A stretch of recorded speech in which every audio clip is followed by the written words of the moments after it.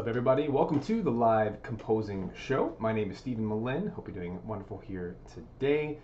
Let's see, it is July 30th, 2025, and it's kind of weird to think that the summer is almost over. I feel like the summer flew by so fast.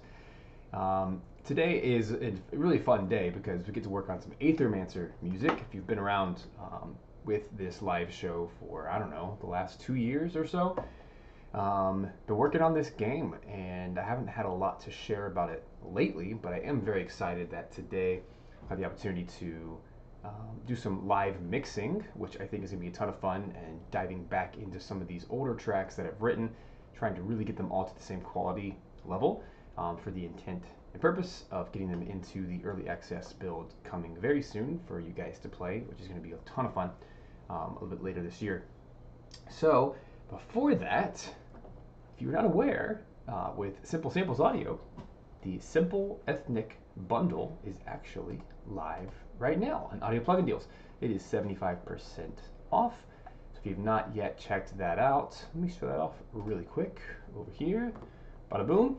And this is a limited flash deal. So what that means is, yeah, it only has 7 days left before it is done. If you have not yet grabbed any of these instruments, it's the simple didgeridoo, concert harp, felt piano, kalimba, and hurdy-gurdy. This is really the best deal we've had ever in Simple Samples history, because it's actually 5 instruments for the price of 1, and actually 1 discounted because these are usually between 49 and 79 ish in that price range. Oh no, my mic sounds weird. Let me fix it. Thanks for telling me. There we go. Is that better? Hopefully way better. Testing 1, 2, 3. Sorry about that. Thanks for the heads up. By the way, good morning. Good morning to all. Jumping in here. Jordan and Matt and others. I've had a bunch of power outages recently, and it has caused it has caused my system to reset so many times. It's so frustrating. Hopefully that nailed it now. I'm just double checking my output as well. Yeah, that should do it. Okay, cool. If at any point anything sounds weird today, please let me know. There we go. Dang it. Does that mean I have to redo my intro?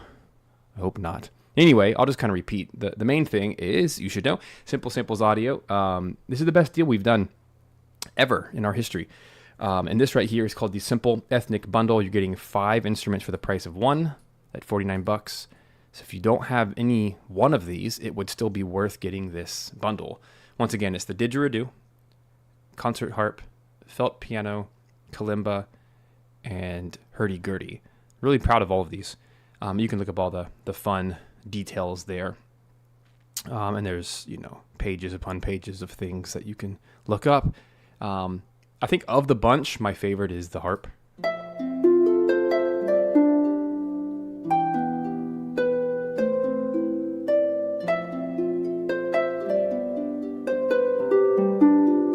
That harp so much, and there's a bunch of all the previous live streams and stuff that I've done showcasing each of those instruments, so by all means go check it out and take advantage of that deal. Hope that serves you well.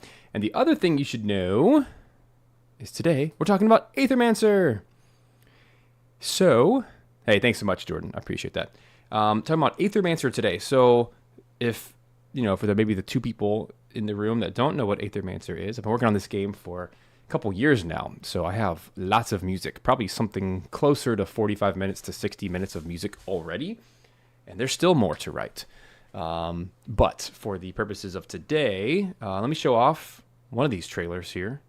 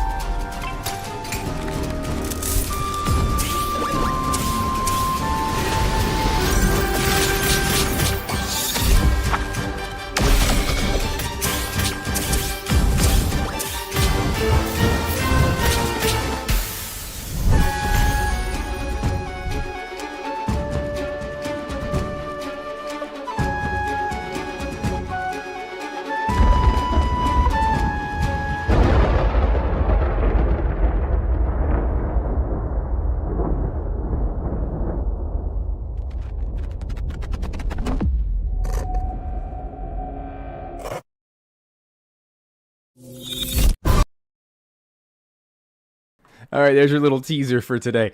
I'm super excited about this game. It just keeps getting better and better and better. Actually played the latest development build, which is different from the publicly released demo. And even since the release of the demo, I guess about a month ago, the team has already made so many improvements, just lots of quality of life improvements, things like the visuals, the animations, adding more monsters, adding more NPCs, more biomes, which are like the worlds inside the game. And so it's really shaping up to be something special. And last I checked, they just got 200,000 plus wish lists on Steam. So come join the fun and add that to your list. If you enjoyed Monster Sanctuary, this game is going to be in that same vein. And yeah, it's so much fun. So this has been a dream project for me. Monster Sanctuary was a dream project, and this one has built upon that. And this is, if you were not aware, Monster Sanctuary, there were two other composers on that soundtrack. It was a very large soundtrack. But this is my first time with Moirai Games doing the entire soundtrack myself, which has been really cool. There's pros and cons to both of those worlds. I think when you're working with other composers, you get the benefit of you don't have to do as much work. And you also have the benefit of kind of sharing that, the hive mind of let's all combine our talents together to kind of create a unique sound that is kind of represents the best of all of our skill sets. But then when you have your own soundtrack that's really large, you have a different opportunity to, from the very beginning, kind of write little leitmotifs, little themes that you can then weave in and out of so many different moments throughout the game. And so that's been really fun for me. And I've tried to keep that at the forefront of my mind the entire time, is where can I sneak in this little main theme? Where can I sneak in this theme? And how do I modulate it? How do I give a little fragment of the phrase? How do I sneak it in over here? So that's been a lot of fun. Thanks so much. Les, that's really kind of you. Seem like a positive guy, full of ambition. Yeah, I think that sums me up maybe. It's also my downfall. Because I work so hard and then I crash really hard, but what you going to do? So anyway, there we go. There's right on cue, the camera. And this, man, I'm telling you guys, everything's out of whack. We're going to get this though. This is what I get. I took a whole week off to do some family things, which was awesome, but I came back and all of my cameras aren't working and stuff. It's so dumb. Alrighty. Wow, this is embarrassing. We might just have to live with that ugly angle today. At least it works, right? At least everything's on. Nothing died. Nothing crashed today. And I found something else very interesting as I fix this ridiculous camera. I found out that my new window session was needlessly large. My file size was getting really, really large. Granted, there's 2 hours of music in this bad boy, as you can see. It's a complete mess, but it's actually organized chaos. I know where every single thing is inside here. It's all color coded and beautiful. But it was becoming freakishly large and hard to save, and was crashing a lot because it was too big. And so I discovered that there's a feature. I'll go ahead and tell you because, for the one person who uses Cubase in this room, Jordan, I know you use it. Something you might want to do is over here in your edit preferences, under editing audio, there's this little checkbox right here that I had checked, which is enable automatic hit point detection, which in theory is a really good button to have checked because what it does is every time you have an audio file, it will, kind of like in Pro Tools, it will auto detect and create hit points, but it's going to do it on every beat for the entire audio file, which apparently creates a ton of backlog storage, and it makes your file size extremely large, in the gigs territory. It's crazy. And so by disabling that, I no longer have a super fat, disgustingly slow session. Now everything's fast again, and it's amazing. And so if you fall into the camp where you already have a really big session, what you can do is select all of your regions for the entire session, and then you can go to audio. Where's audio? I can't see audio. There it is. My camera's in the way. I can't see my menus. Oh, goodness gracious. This one, that says audio, right? Okay, audio. And then, where is it? Hit points. You can go to remove hit points, which I've already done. That's why it's grayed out. But your hit points, you can remove them and then therefore get rid of all that extra disgustingly large data. And the reason it's large for me is because my entire session is doubled as audio. I convert every single MIDI region to audio before I mix it and bounce it. And that just creates a very large file. So anyway, there you go. What's up, Chris? Sarah? Hello, friends. There we go. Hopefully I don't have to yell into this microphone today. Cool. So yeah, that's what's going on. I'm working on Aethermancer, and it's been so much fun. So what I wanted to show you really quick, for early access, which will be open soon to the public, there are some new areas. And I've already finished all the music, but recently, earlier this year, I invested in some nice new Atom Audio studio monitors. And it was such a positive move that it dismantled my entire interpretation of what music is supposed to sound like after many years of doing this. Because like the quality bump from what I was going from, which was the KRK Rockets, they're okay speakers, but as soon as I went to like pro quality speakers, all of a sudden, crap, now all of my music sounded like garbage because I had been mixing according to what I heard from my speakers.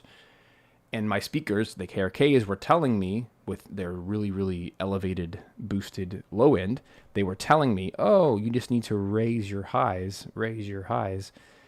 And what I was doing inadvertently was creating mixes that were extremely top end heavy and bass end heavy because I couldn't hear that it was bass end heavy. And basically my mixes were awful. And, you know, now that I can hear the difference, you may not feel that way, but when I listened back, I was like, oh, man. So here I have this entire soundtrack that I've been working on, which is, 30 tracks deep at this point. And it was very frustrating because all of a sudden, now I have all these tracks, but the game has not released officially.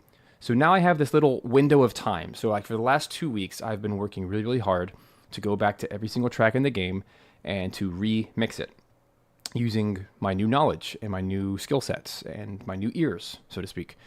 And it's been really cool. So I feel like I've been able to take the quality of the music, double or triple in quality to really bring my best. Because I really believe in this game, and it's such a cool game, and it hasn't even released yet. So I really want to make sure that the entire soundtrack feels as high quality as possible and not just like some tracks, right? That'd be weird. And right now, the current development build, half of the tracks have my new music in it and half are the old music, and it is like night and day difference to me. Man, it just sounds like an amateur made the old music, which is frustrating, but it's a great problem to have. And all that to say, so today we're going to be working on remixing some of these tracks. And you may have heard some of these before. Yeah, I don't know what that is, Chris. VSX, no clue. I don't use mastering plugins. I don't use mixing plugins. I just use good old techniques in my ears. And because I now have really good speakers to test things on, I instantly know if it's in the wrong frequency range. And you know what's funny? The first thing the team had to say when I started delivering these new mixes, they said, oh, they were actually disappointed. Like, oh, it's like it feels balanced and the mids feel really good now, but I kind of miss the high-end sizzle.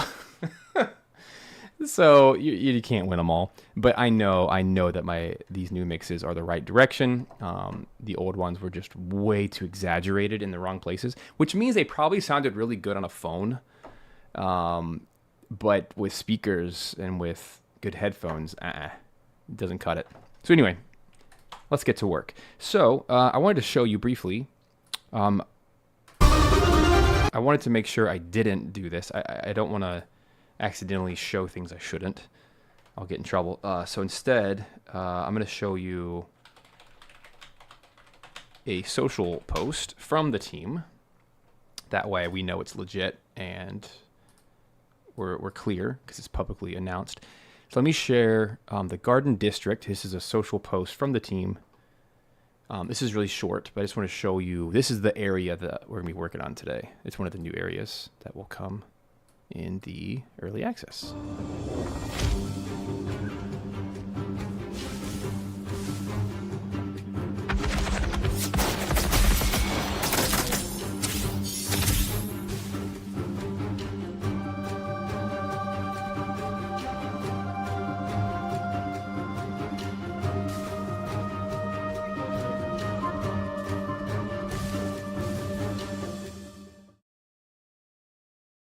All right, so that's just to kind of give you a visual more so than audio, because the audio is the old audio.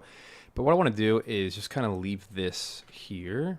What I think I'll do is turn this into a little image.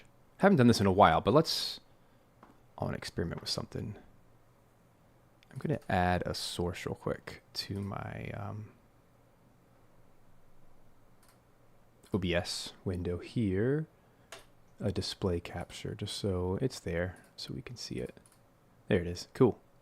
I like doing that sometimes. That way we can all see it together, but it's actually not blocking my screen. It's only blocking your screen. But anyway, there it is. Pretty cool. Just to kind of visually have something to reference here today. So this is the Garden District. That's what we're going to be working with here today. And I want to show you my process for mixing, essentially. It's boring and it's a little basic, but I hope that encourages you today that it's nothing. There's nothing complicated to this. It really is volume mixing. It's basically, if you have good composition, then you can make a good mix out of it, good arrangement, right? Sarah says, Steven, do you work on the sound effects and sound design as well as the music? At the beginning, I did. Because I was coming off of the heels of Monster Sanctuary, where I did some of the sound design, and when I first started Aethermancer, I did originally start doing sound design with the music, but the team, based on their legal requirements, I don't want to get into all the weeds of it, but because they're based in Germany, they got a really cool grant from the government, which I believe covers half of the costs. And so they legally have to have a certain percentage of their staff hired locally in Germany. And so it just the way it fell is they wanted the sound design portion to be covered by someone in Germany because it's a very large cost. And they couldn't fund me for music and sound. They couldn't fund anyone in America, overseas for the sound design part because we're talking like all the implementation. It's a battle game. Like there's so many sound effects in this thing.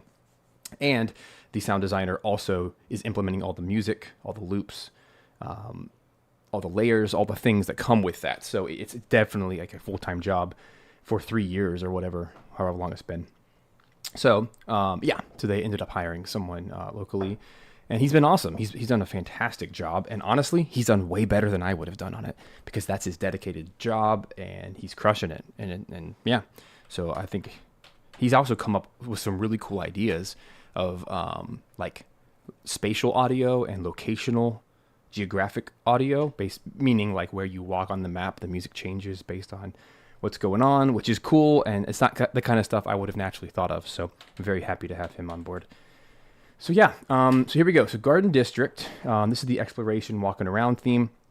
I already have all the MIDI here, but I'm going to try to work fast here today, and I want you to just see my process.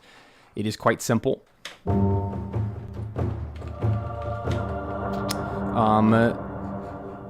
So the way that I've been doing this for like the last 10 tracks, what I have found to be the fastest is I mute everything, and then layer by layer, I just add it on. And I typically start with percussion and kind of work my way up.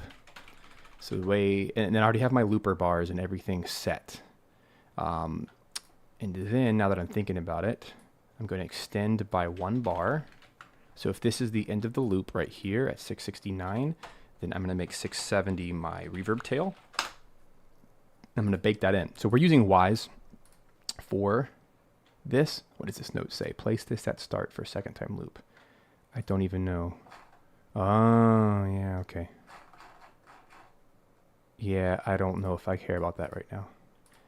My old self left myself notes in case I needed to redo the loops, but honestly, Now that everything's going to be audio, it's just easier to work with anyway. But anyway, I send the loops off to Sound Designer. He puts it into Wise, and then he'll duplicate it, keep the reverb tail on the first one, and then the second one will not have a reverb tail. That way it will loop seamlessly. That's the whole idea. Kind of replicating what a DAW does.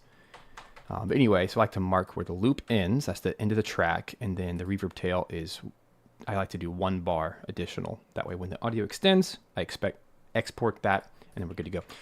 So I'm going to select everything, cut, because I visually need to be able to see all of my regions. I like to have them divided like this. It's a lot of tracks. And then the other thing is, let's go to the start of the track. I also like to make sure that everything is cut up. I like to visually have a break between, because remember I have the entire soundtrack in this one session, so visually I need to have some breaks so there's no MIDI regions being all weird. Okay, and then from there, I like to zoom out to where I can see the entire track in one, scope right there. Here, I'll do this. Side screen. I'll hide that until we're actually working here. Boom. So what I do is I go through and I delete anything I'm not actively using in this track so that it does not become a distraction. And then I'll also just chop up the MIDI regions to where they're actually being used. Remember, this is mixing. I'm not composing. I hope I don't have to compose today. I will only compose if I feel like the texture is too thick or too thin in any particular moment. And then I might add to it. Anyway, I try to make everything like one MIDI region for that entire track. Even if there's a gap between them, I want that to be one MIDI region. That way it's one audio file when this is exported in just a sec, which is very quick. You'll see. Boom, boom, boom. Again, this is not sexy. It's not fun, but the end result speaks for itself. This track is going to sound like $1,000,000 when it's done because of this level of detail.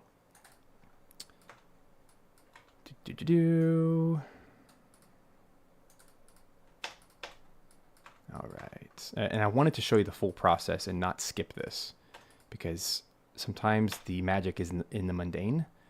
It's in the basic stuff that people don't want to talk about. All right, so now we have all of my regions. They're all here. Okay. And so now we're going to start loading up the layers one at a time. Okay, so here we go. And I'll just unmute it. So we're going to start with Seed Shaker. Let me make sure my levels are all even. Here we go. It's pretty good already. Oh, that one cuts off.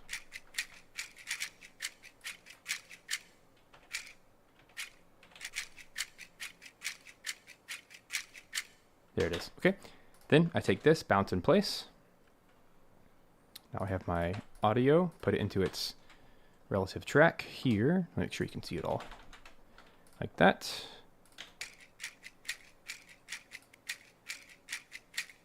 Okay, cool. Looks good, feels good. And then, because this is something I wanted to experiment with a little bit here today, I did want to calculate the hit points for that particular rhythm. Here's something I've learned recently doing these remixes, that the MIDI percussion has a way of getting off time. It's strange. It's not exact, and it makes it sloppy. So I am going to let's do 16th note, quantize.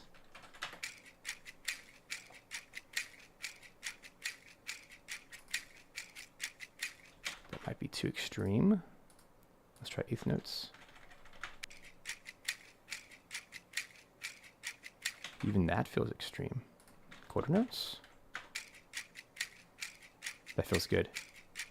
It's subtle, but did you see how it shifted? That's not quantized. Now, look at right there. Do you see? Nothing's on the beat, and then now it's on the beat, but only every 4 because of the quarter notes. 1 and 2 and 3 and 4 and 1 and 2 and 3, like that. Pretty cool, huh?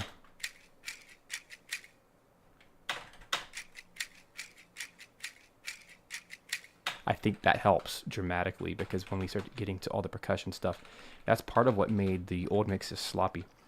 Okay, now taiko drums. This is the jungle area, so you gotta have some taikos. Let's check them out.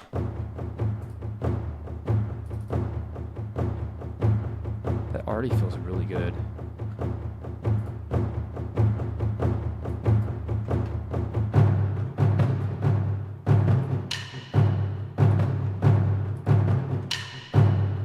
Getting some Battlestar Galactica vibes here. And even looking back at this, it's not perfect. And I don't need perfect, but I just need... There's some misfire that I never got rid of. This gives me a good chance to clean stuff up. And this will do really well to be quantized, actually.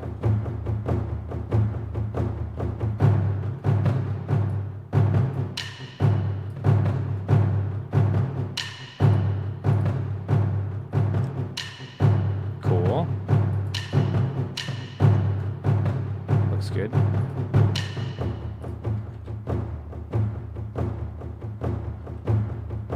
Nice.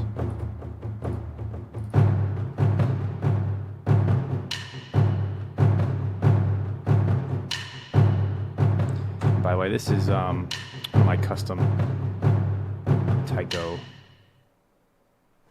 contact patches. Yeah, see, it's blank because that is from.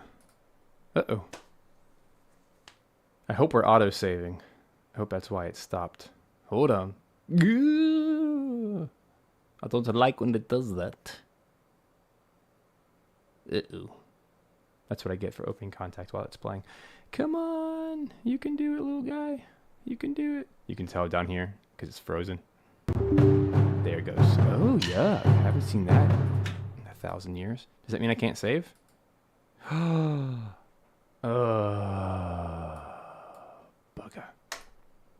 That's not good. It's not good at all. Yikes. Not really sure what to do about that. What happens if I save as? Does that save the day? Let's just hope. Okay, good. Now what happens if I save? No. Dang it. Okay, I don't like that. I'm going to force quit and try to reload. Okay, don't go anywhere. I hope this doesn't take long. Ugh.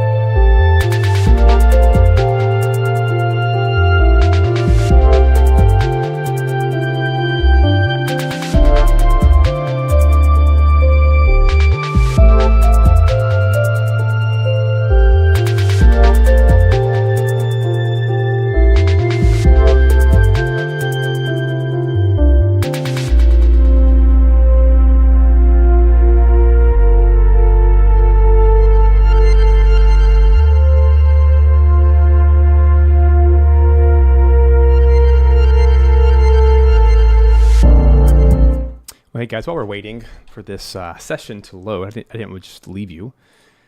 This might take like 5 minutes. I really hope it's shorter. But while that's thinking, maybe we can have a little AMA, a little Ask Me Anything, and I'll be happy to try to answer. I can't answer anything that pertains to new content in Aethermancer, because that would not be kind. Because they have a lovely marketing team who is very particular about when they release information, and rightfully so. It's become quite a big game, and the team has grown quite a bit, especially since the Monster Sanctuary days. I'm very excited, and it's, the game is planned to be released on all the major platforms, which is exciting. I'm not sure if I would assume the early access will only be on Steam. That would make the most sense from a game dev perspective. But yeah, let me, if you guys don't have any questions, let's see. What do we have left to do? We have the Garden District, Exploration and Combat. There's a boss battle there. I gotta redo the Forbidden Fortress, which is the second biome, which is in the current demo you may have seen. There's a boss battle there I need to do. There's a bunch of NPCs in the game that if you've played the demo, you've seen them. The Traveling Merchant, Lily the Witch, Sir Tiberian the Knight, Eliath the Envoy, the Cook. I need to go back and remix those tracks. And then as time allows, there are some other locations, undisclosed locations, and so exploration, combat, boss themes, several of those. That we'll see. We'll see. I'm not even privy to how large the early access is supposed to be.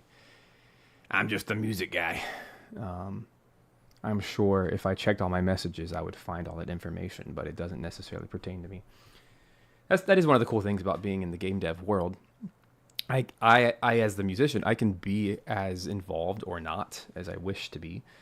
And because there are so many roles and so many conversations going on all the time, it's a little over my head much of the time. All right, Algo says, did you have references for composing this? Yes. Oh, there it comes. Perfect timing. It did not save. Let me make sure it saves real quick before I do anything. There we go. Darn contact. That was totally a contact issue. Contact, after all these years, is still buggy. I will answer your question, though. References, they kind of gave me a lot of liberty to come up with my own style, which I really appreciate. We kind of have our standard, Final Fantasy type references. Darkest Dungeon was one. Hades, from a systems point of view, has always been one, because this is a roguelike just like that. Has a lot of similarities in how to use music, just a different musical style. And they've given a lot of freedom, but they've also tried to channel, maybe not reference tracks necessarily, but they've tried to focus in on making the music feel very international. So, representing a lot of different cultures. So there's a lot of Mayan and Greek culture influences. Hence why there's a lot of tribal drums. There's a lot of solo ethnic woodwinds, which is more of the Greek influence, the ancient Persia kind of influence they've mentioned. And then we have the Japanese sound of taiko drums. Ancient China, I guess that is Japan. Stuff like that. It's been more of try to influence with the culture of music versus specific tracks, which is good. I like that. I like not having too many references. Jordan says, any other tips to help make Cubase load faster on startup? Sans getting a new computer. Yeah, try not to overload it with junk. Something you can do if you have a big session like I do, periodically I'll hit Control P. Normally that means print on a computer, but it actually opens up the pool, and it just shows you all of the currently active audio files. And if there's anything in there that you're not using, you can delete them, save some space, and then down here in video, it came back. Trash. Actually, I'll remove from pool. There it. See, there's one I just found. Those things hold a lot of weight, and that's just a good way to clean up. Okay, so unfortunately, due to that stupid crash, I lost everything I've done, so I'm going to move very quickly. If you'll just pardon me to do this. It's very frustrating, but I believe I can get this back. It looks like it saved. Oh, weird. It did save. It just no longer saved after I balanced that seed shaker. So let me go in here real quick. Make this longer. This will not take long. Thankfully, I didn't get very far. Okay, boom, there's my seed shaker. And then I added my hit points. I should probably add a shortcut for this. Calculate hit points. I know you can add a shortcut to anything. Anything that has a menu item. Or you can create your own macros, which is so cool. And then we did quarter notes, quantize, boom. And then I was on taiko drums. And I did have a tiny bit of cleanup needed here. And it was mainly like these little guys. Save. Yeah, I did not want to go down that rabbit trail of creating a messed up session.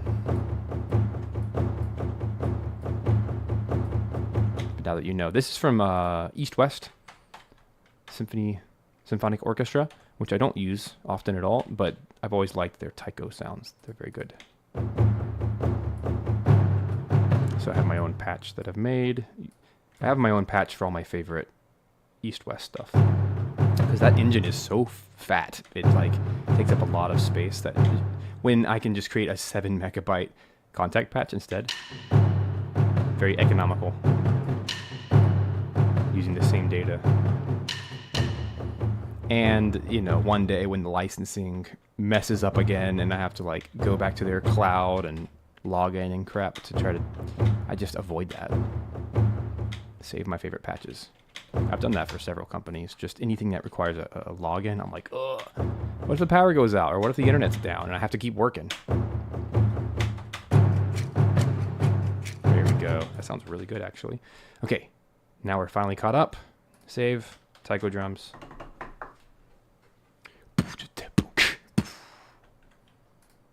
Excellent. Put that there.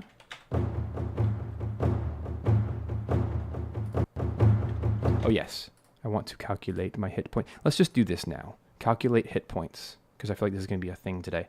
So key, this is for Jordan and Sarah and whoever else uses Cubase. Key commands. What was it called? Calculate. Calculate hit point. That's funny. What a perfect video game term. Let's see. Hit points. Create warp markers from hit points. Maybe that's it. Let me do this one more time. Typically the last action you select will show up in the key commands. So if I go to audio, hit points, calculate hit points, then go straight to key commands, it'll be the thing that's, there it is. See, that's the thing that was selected. So now let's go to my thingamajig and let's hit points. Let's see if Shift H is taken. No, it's not. Let's do that. And then you gotta save it. Overwrite. That way it actually saves. Cool. And then save my session. That way it all saves. Cool. So now if I go here, Shift H, boom, makes my hit points only for that audio region. And then because audio warp is always on, it just means that if I have the hit points, then I can quantize it. So dun, dun, dun, dun, dun, dun, dun. Those are like 16th notes. Yeah, Roland login is the worst thing ever. So I've definitely saved those instruments as contact instruments. Okay, let's see what happens when I quantize that. It shifted. Did you see it? Oh, that shifted big time. Let's see if it actually sounds good though. No, it does not sound good. Let's see why. Probably because it's too big. Let's do quarter notes again.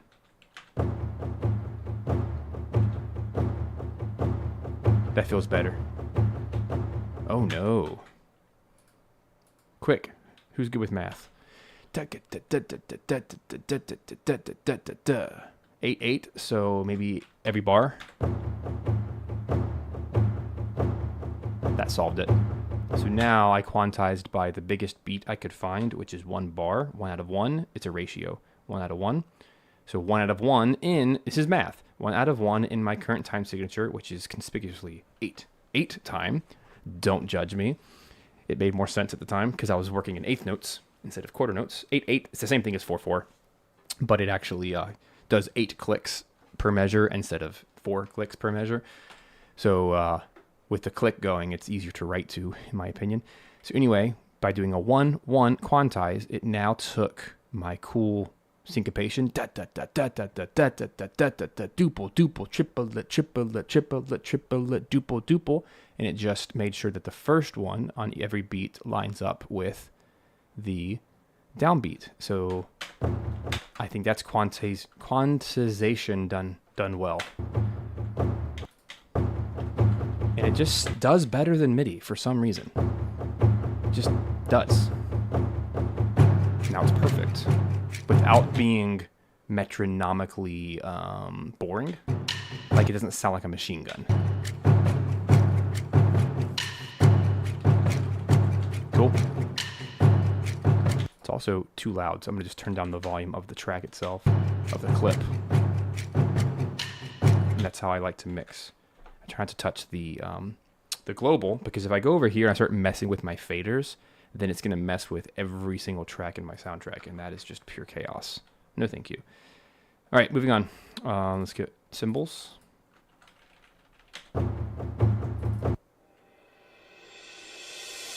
Just checking my levels. Yeah, that's already pretty hot. That's good. Mm-hmm. Mm-hmm.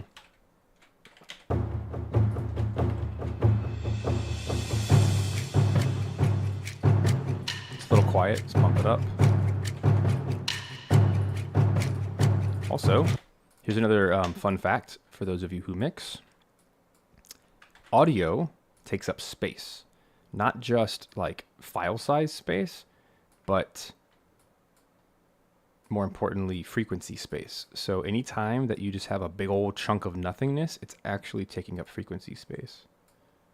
Is that true? I don't know, but that's how I was taught in fancy college school. That's what they told me. It could be a total lie, but it sounds good. So I've always done this where I chop up anything that doesn't have audio because it's supposedly taking up space in your frequency spectrum, which is bad because you just don't want, even silence is playing.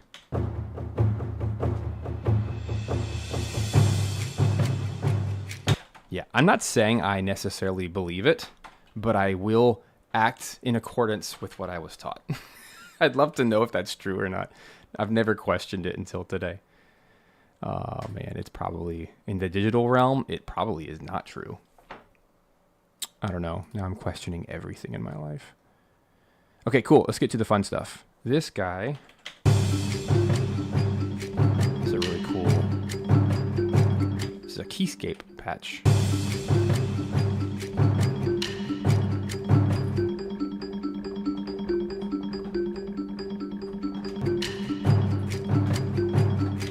Jungly vibes. There's a lot of Celesta and Gamelan in this score. Basically every track has something, and typically I put a lot of delay on it. Just creates this otherworldly magic feel with these really cool ostinatos. Very Donkey Kong-esque. This is right around the time that I was working with David Wise, actually. So I'm not surprised that this was fresh in my head.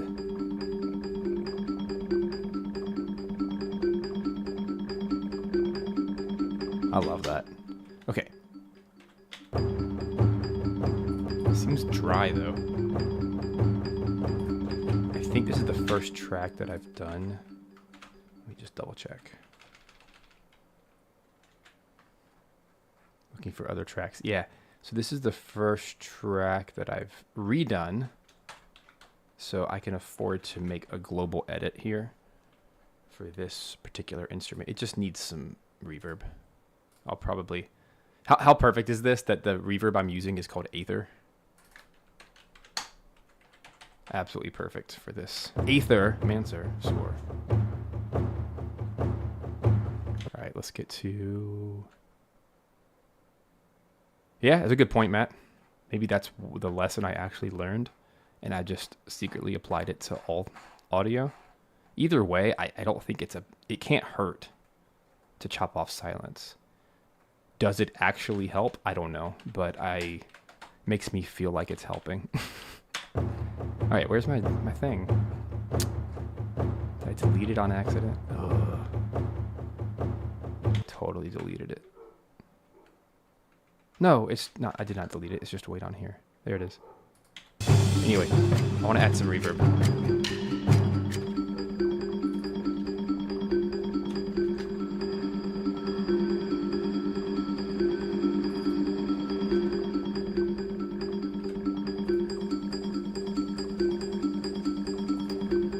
So I have a low pass, but I'm going to do less. Because remember, now I have speakers that can actually hear this. I couldn't hear that frequency before. But now I can absolutely hear that. There's a big difference between this and this. This is very soft. This is very bright. I think I want something in the middle. Let's just call it 10,000. So that's 10,000 hertz rolled off. That makes a difference. But let's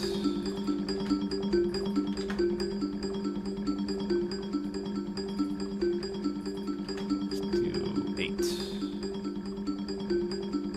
It's pretty cool. Okay, let's bounce it.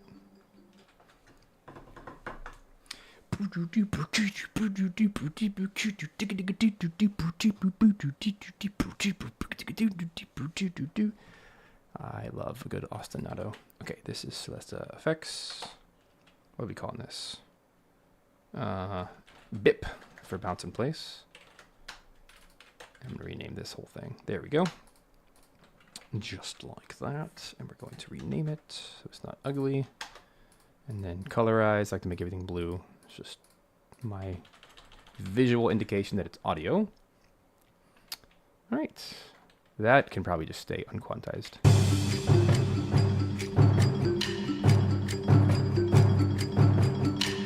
Although, now that I'm hearing it, oh, let's do our new function.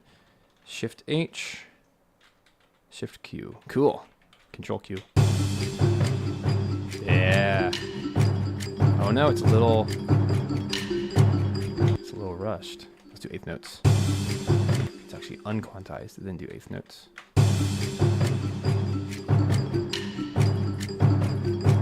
Fine, we'll do 16th notes. Nah, this track does not like that. Quarter notes? Jeez, it's struggling. Half notes? I think what's happening is the entire track is behind, and this is why I like to work with audio. No fault of my own, but look at that, look at that. It's like, let me actually remove hit points now that I love that they're called hit points. Like HP. Perfect for an RPG. See how late it is? I just need to drag the start time. Probably to there, and that should line up to a tiny little fade in. That's all I needed. Turn that way the heck down.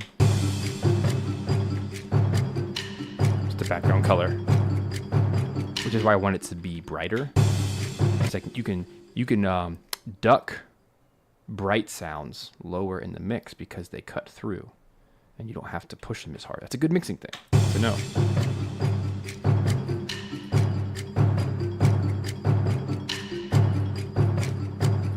It's a color. It's not a main event. Feels good.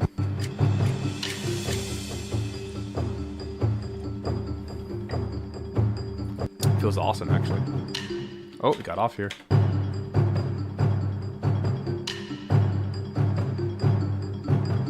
Oh, it's the taikos.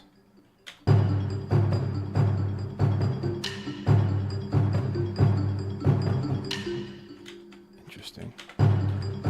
So I'm going to take this piece and unquantize it, which is in Where's that menu? There's a button to unquantize. Or resets. I gotta find it. Yikes. Or maybe it's here. Quantize panel? Aye. This one. That's the button. Reset quantize. There. Ah, but it did it for the whole region. Ugh. Okay, I'll just do it manually. What? Now it's fixed.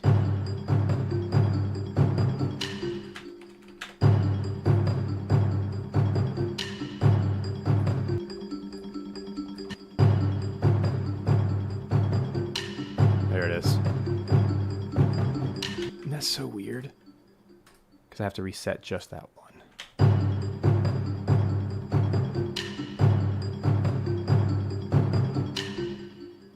Cool. Excellent. And now just a itty bitty microscopic crossfade. No one will ever hear that, but I might.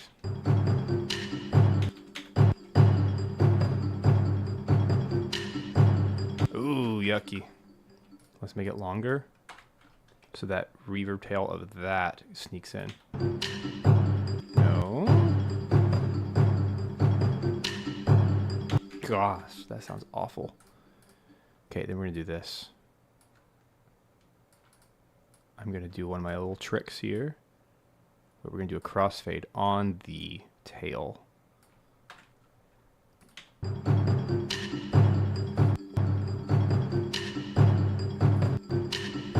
Nope, sounds just as bad. Okay, then we're just going to not care. Yeah, right. How could I not care? I have to care. If I don't care, who will? Isn't that like the composer's creed? If I don't care, who will? There, fixed it. Again, no, not a single person would ever notice or care.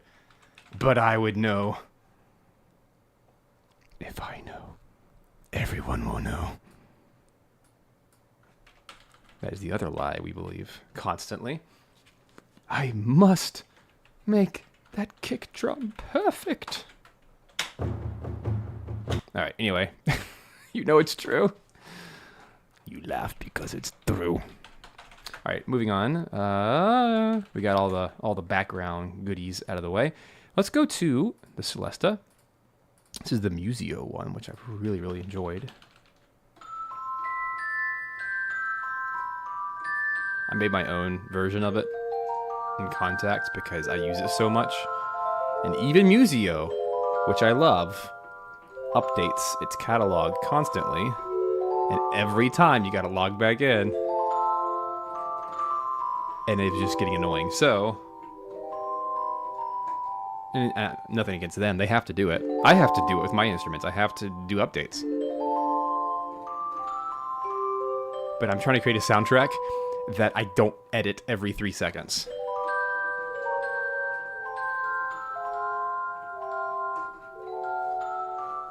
I'm afraid to open it up and show you because it might crash. It probably won't, but I don't want to chance it. But I even did all the velocity layers.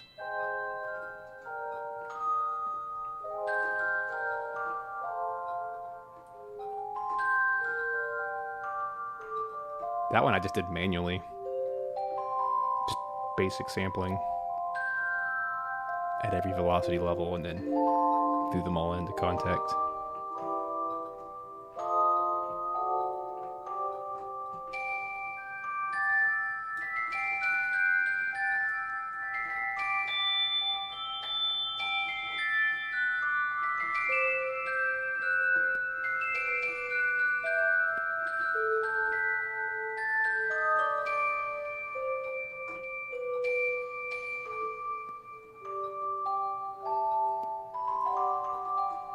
Greatest town theme ever written.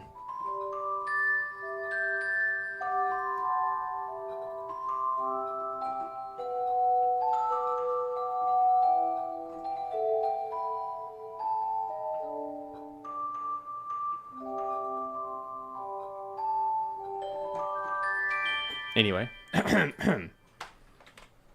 What you say? Glyph says, must be hard to mix so many channels. I have newer mixed, never, gotta do some spell check, man. Never mixed music myself with as many channels as you. Whew, sorry, that was a tough sentence to get through. Only about 16 channels. Yeah, well, when you get into video game music, basically orchestral music in general is usually in the 20, 30, 40, 50, sometimes upwards of 100 tracks, especially when you have ensembles and multiple mic positions and stuff with live music. Oh my gosh, it gets into the hundreds very fast for one track. Anyway, what you say, Jordan? I don't know. I don't know what Chris is responding to, but that's okay. Chat amongst yourselves. Anyway, so we have this beautiful little Celesta. This is too high. Here it is. So pretty. I don't like the top velocity level. I'm gonna make these. Let me actually bump them all to 127, then drag them down to like 50, 60. It's kind of a prettier tone. More resonant.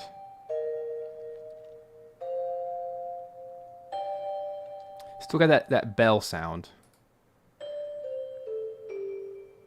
Also, I noticed that this Museo patch, which I do love, it's very responsive to the length of the notes, so they got to be longer.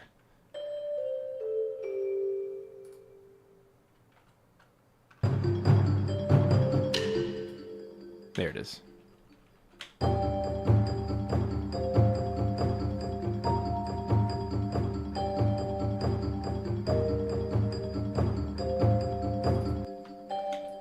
I like it. A little bit more velocity, get more crunch, more bell sound.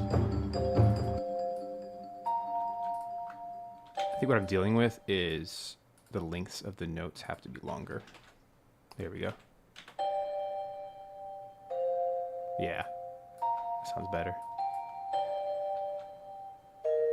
Yep, more of that bell crunch, or the bell attack. And I'll go ahead and make this one longer. Even though I have, you know, my sustain pedal underneath it, it still needs that.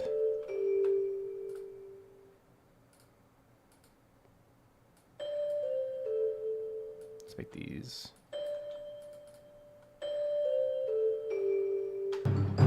Cool, sounds good.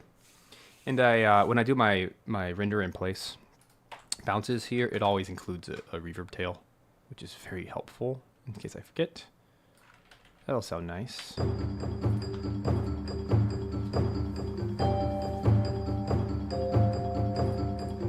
Let's turn it up.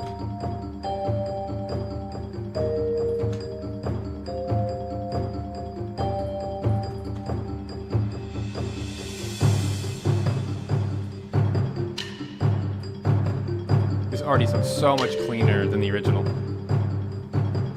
Just tamed down and round, warm. Lovely. Okay, moving on. What else we got? Looks like their next is harp. Oh, I love this thing. This is by 8Dio. It's the harp ensemble. So pretty. It's a staple sound of. We turn it on.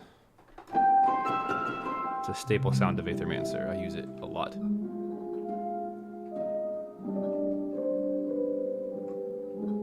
It's an ensemble of harp harmonics.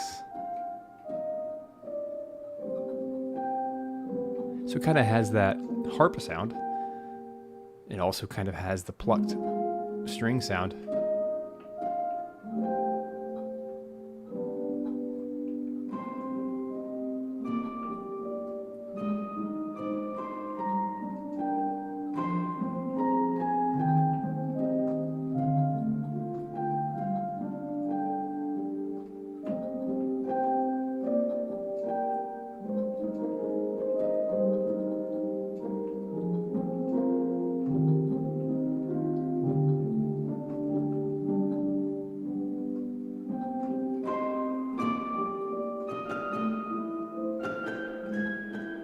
That's so pretty, right? So, with that, let's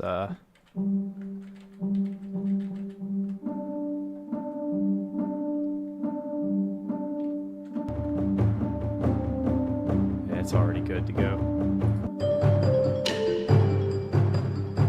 Cool.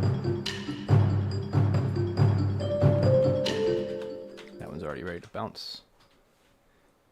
It's good to do this quality check of each track because you just never know what little mistakes might be hiding in there. That when you clean them up, it really makes everything shine.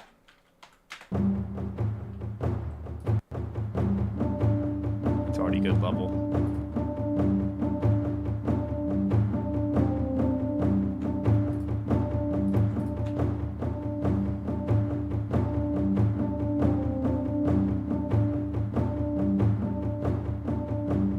Sure, let's go ahead and get our strings in place. So we have some violas and violins, 2. So I found that balancing these to audio, especially Tokyo scoring strings, they sound lovely by themselves, but man, they really sing when you turn them into audio because you can control exactly when the attacks and the releases happen and the fade-ins and fade-outs, crescendos, decrescendos, and it just makes a world of difference. So it's a lovely sound, but it is so sluggish and awful. Even though it is negative 60 milliseconds, it's just, you just can't get it right with MIDI. I'll show you. We're gonna make that sing.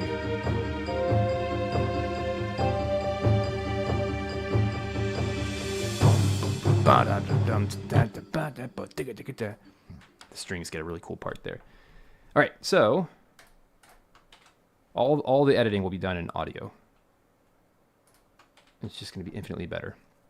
Strings, if you polish strings, they can sound real. They can sound absolutely phenomenal.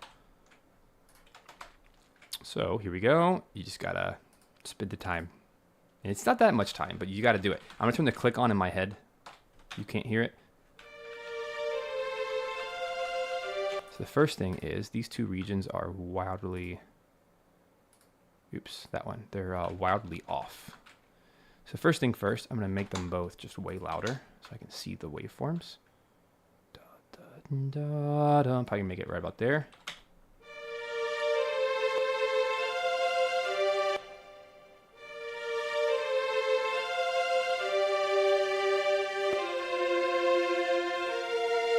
Okay, so right off the bat, I'm going to turn my quantize on so I can do this. I'm going to start chopping. Chop, chop. I don't care that because the attack was actually way over here. Take both of these, fade them in, and now it's in time.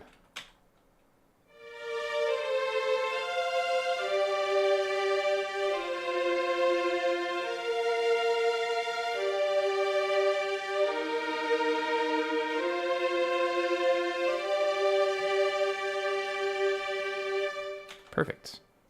Okay, now take that, take that. That did not take much effort at all. I think we're done. Yep, there it is. So much more musical already.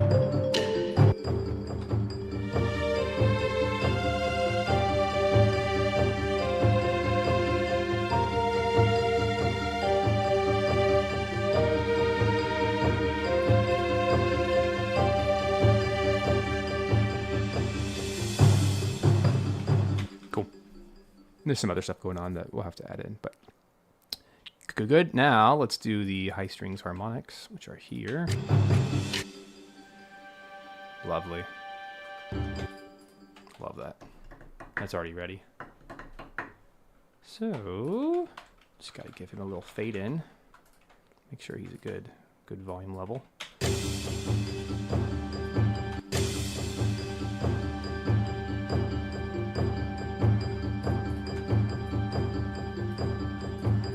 Higher.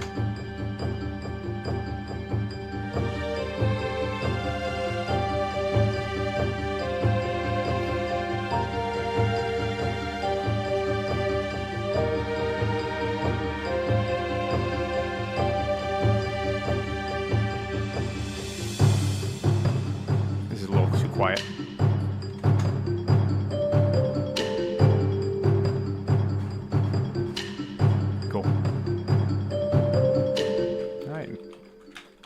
Good so far. All right, moving on. I want to get to at least 2 tracks today, so I am going to start moving a little quicker here. If you're okay with that. Of course you are. More music, more better. All right, so here, yeah, got some Coligno strings, whacking it with the bow, the stick of the bow. That's already pretty solid. It's more of a percussive element, but it really matches well with those taiko drums. Okay, I haven't done that yet, so let's make that its own track there and just double check the levels. Looks pretty good. Let's actually make them, yeah, -5 is what I want to do. There we go. Hear it in context.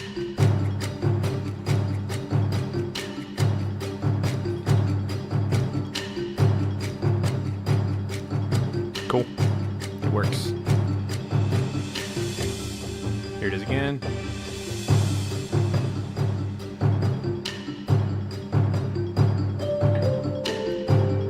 Very balanced. And I haven't even gotten to the melodies yet. Just the background information.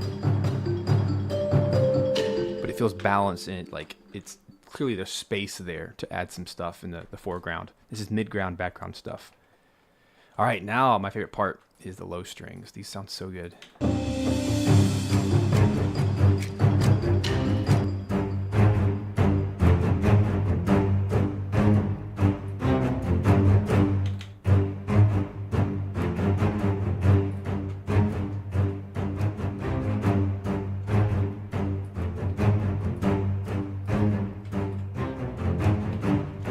Looking for any floating notes that shouldn't be there.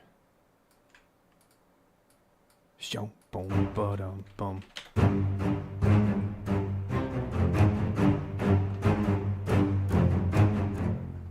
Cool, cool.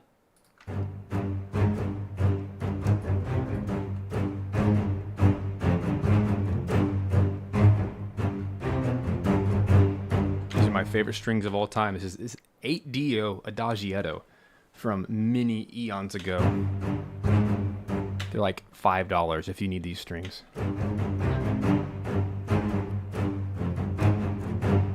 They're so old.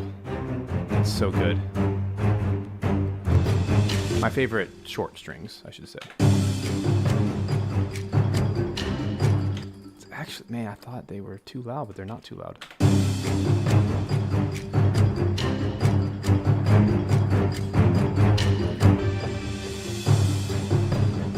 Oh, they got quiet all of a sudden.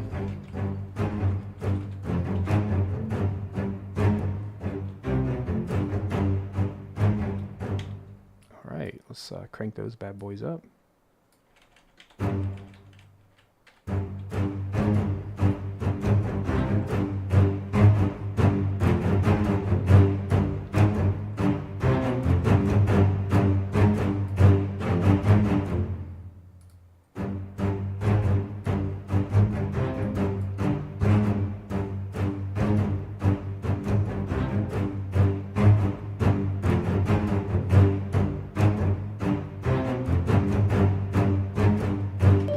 Oh, that is in 7/8 time. I just realized that. Cool. Let's take that. Bounce.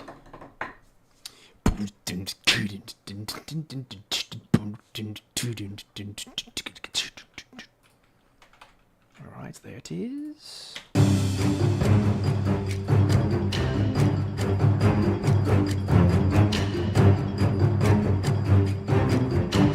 Feels good with those taikos.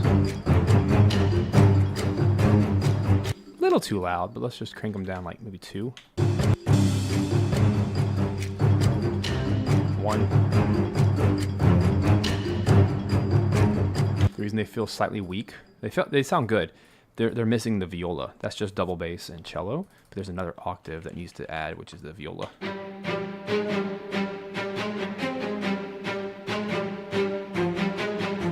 Which is gonna add a lot of bite.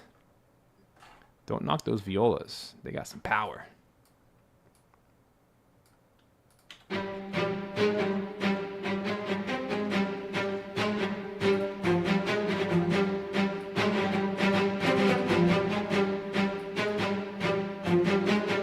Just trying to level them out a little bit more to be even with the first set. Yeah, that sounds good. That's where all the power comes from. Anyone who knocks on violas, come on. They're not powerful by themselves. When you double them with things, they get really, really strong. That's also true of low strings. Low strings are awesome, but they're not as powerful as they can be until you start doubling with brass or with violas or whatever. Or woodwinds even. You can get some tons of power. Start doubling stuff.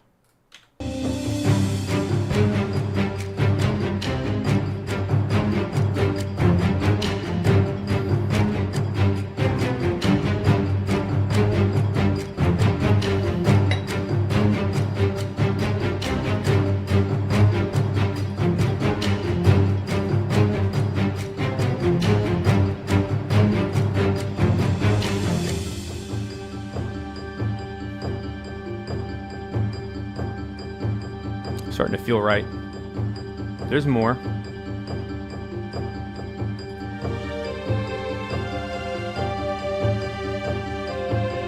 Still missing half the instruments. It feels good though.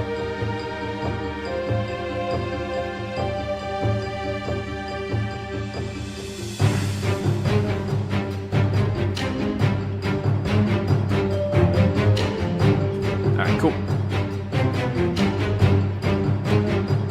I actually fully regret making a decrescendo here in the string. It feels like they should actually ramp up. Let's do the opposite. So here's a cool little trick that I like to do. So I'm going to, let's do eighth notes. This is a little janky, but it works. So let's take my last note. What we're going to do is every quarter note, make it louder. So like this. So these are threes. So we're going to make this. So make these fours. Make these sixes. And make these eights. And then what we do. Let's do little crossfades. It's essentially automation. Like this. But it's like a custom crescendo. And now that they're longer, I'm going to actually keep the reverb tail.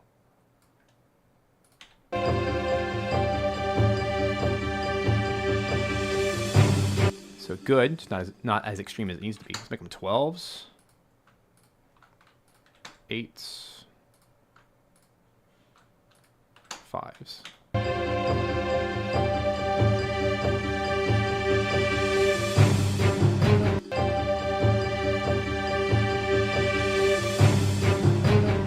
Yeah. And then we just need to like accentuate it with something else.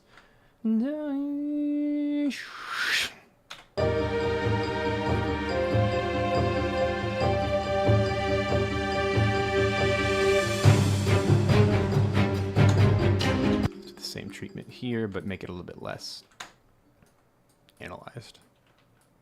Kind of like that.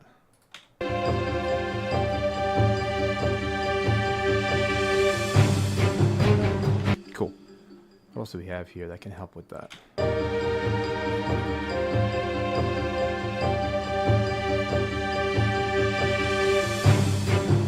That already helps. Let's see what other instruments we have going on. Can't be it. What else do we have? Okay. Oh, you gotta do the flute. Let me zoom out again. I just can't see enough. There we go. Okay. Ah, yes, of course. So, first of all, let's get our wooden flute. It's like the main lead in all of this.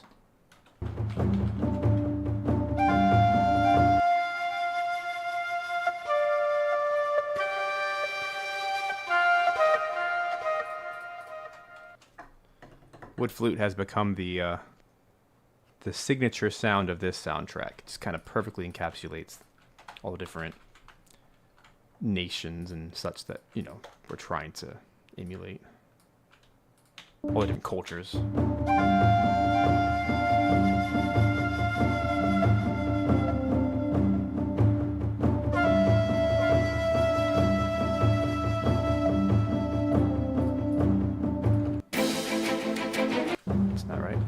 I'm going to try to make, you see how all four of these waveforms, this one is for whatever reason way louder. So I'm going to draw this down until it visually matches the other ones.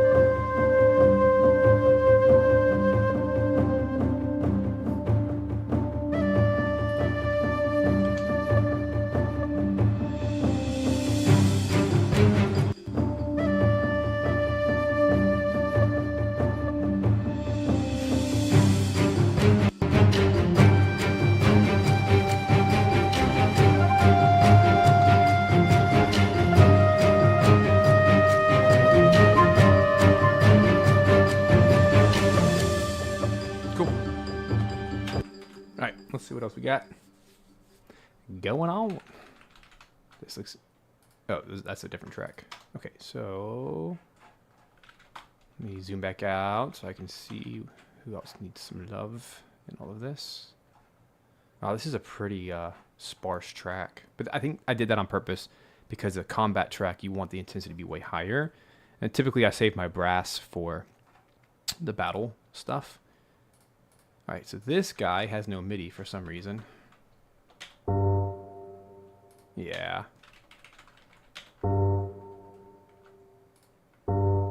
Don't like that. Let me go back to the MIDI. So let me play those in. All right. So this is going to be just a full bar. Like this. I want the actual note to be about a quarter note. Now I know why I cut it short, because the patch itself.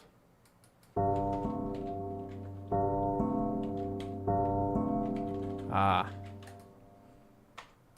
That makes more sense. So we're doing these all the way. Looks like I already did what I wanted. Yeah. Okay. This particular patch we're going to call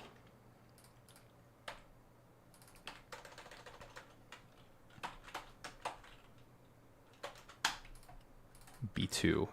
I want this thing to be like really swimming in reverb to make up for its lack of length. So I'm going to go over here and just for this patch, throw it into just a wall of sound here.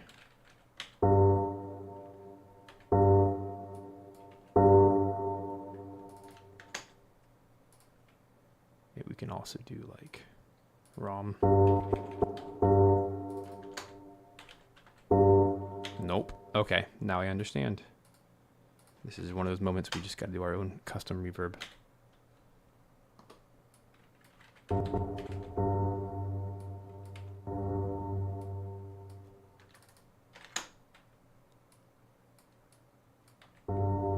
Yeah, that's the sound I want.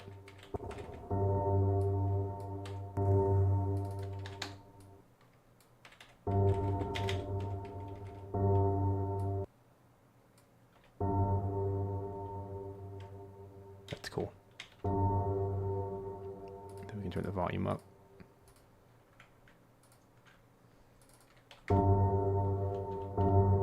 That sounds good.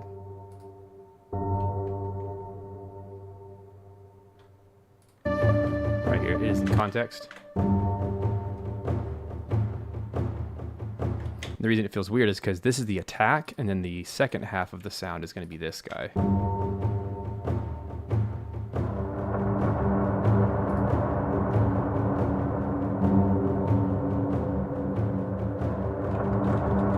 It's late. That's weird. I don't know. 2, 2, 4. Okay, now I understand. So let's turn that into audio so I can make some sense out of all of this. I love the dark atmospheric sound in the background. It really helps to sell the story.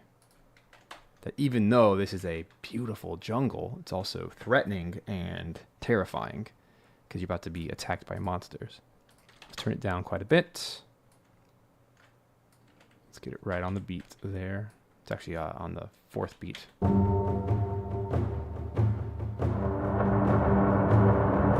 Yeah.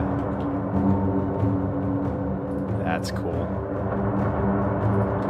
Let's turn it way down.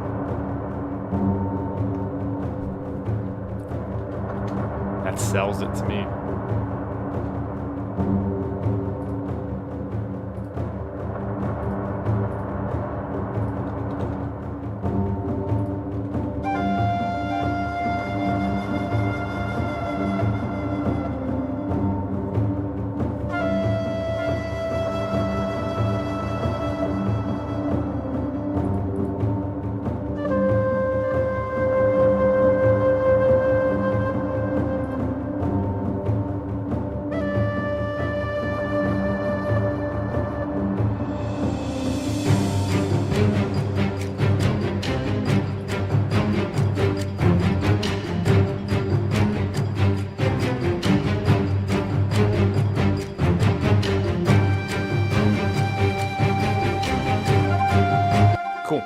We're missing a very important choir track.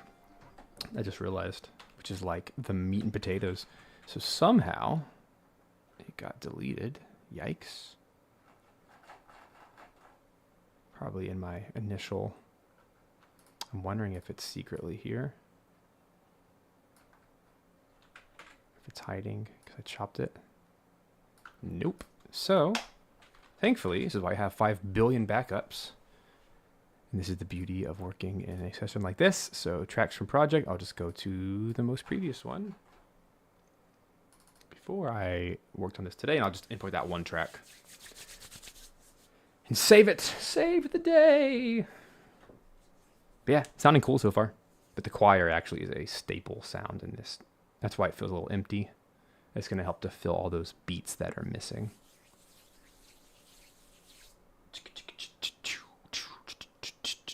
You can do it, you can do it, you can do it, you can do it, you can do it.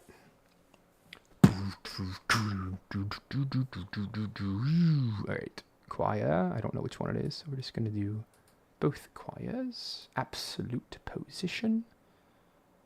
Hopefully, there it is, there it is. Right there. So, I'm just going to do some chopping. And that is it. That is what was missing. Get that up here in the choir. Right there. Excellent. And then get rid of those. The day has been saved by the backups. Hooray. Alright, here it is. Let me get it all queued up here. Yeah, now we have a track. Big difference.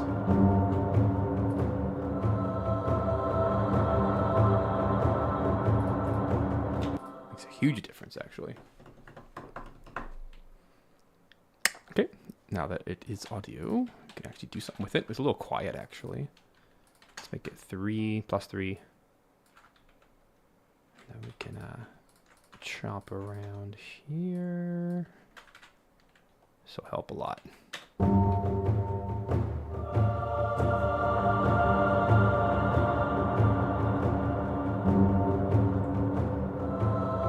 I'm also missing harp.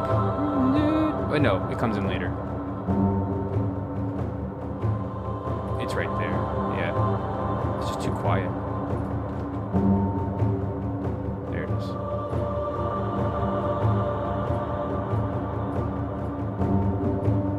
There it is.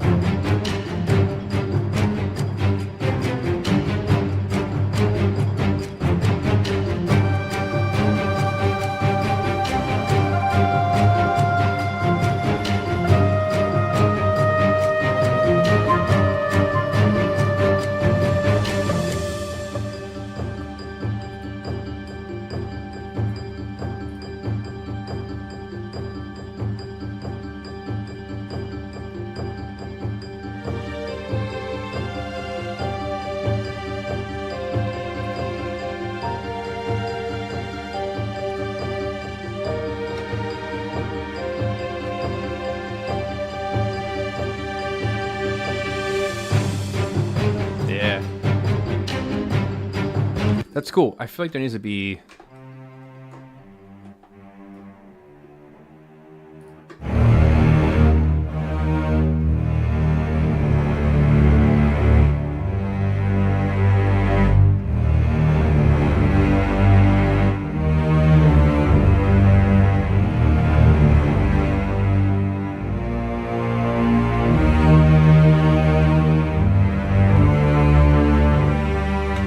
See this nice.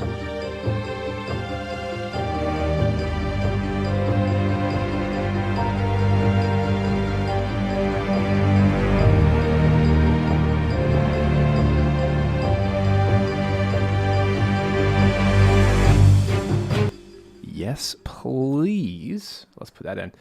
That'll help.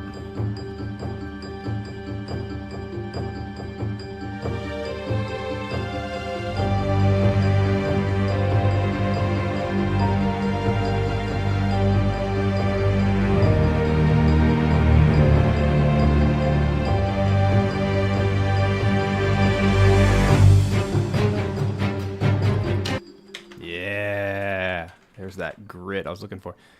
Cool. Let's get that in.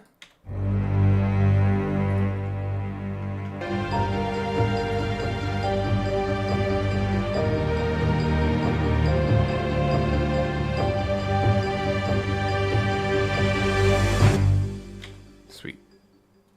Now, to make that happen, I'm just making my volume a little bit less. Let's clean all of those up and then bounce to audio. Now, those low strings, that's Metropolis Arc.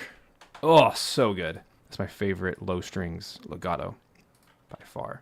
The low string, the short strings were from Adagietto, 8dio. Adagietto equals short strings, orchestral tools, Metropolis Arc, low strings. Just grab the single patches. You don't have to buy the whole thing. Just get the, like the 1 or 2 patches you actually want. Anyway, that feels good.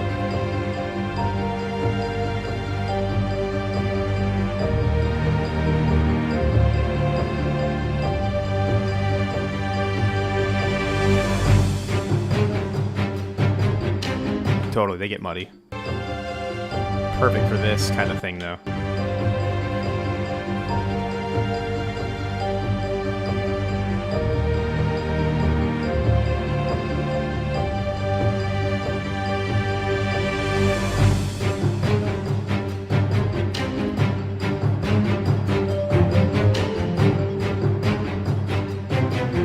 I also feel like, since we're over here adding some things, I think some euphoniums might work really well here.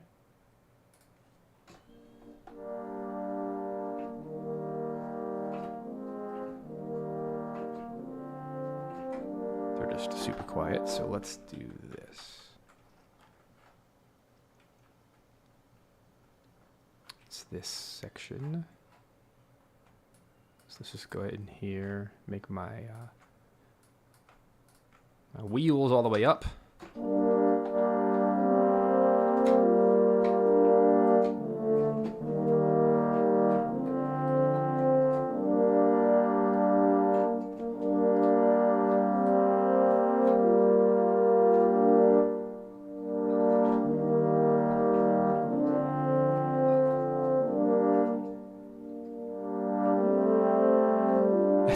I'm pretty sure that's straight out of Monster Sanctuary, but don't tell anybody. I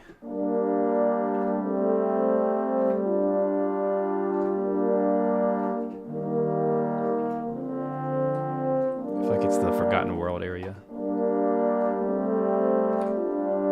Or it's very close.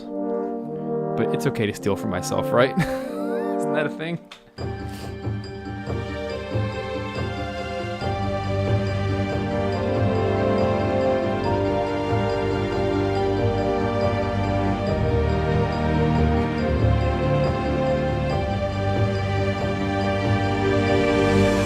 That's such a nice texture. Feels right for the jungle.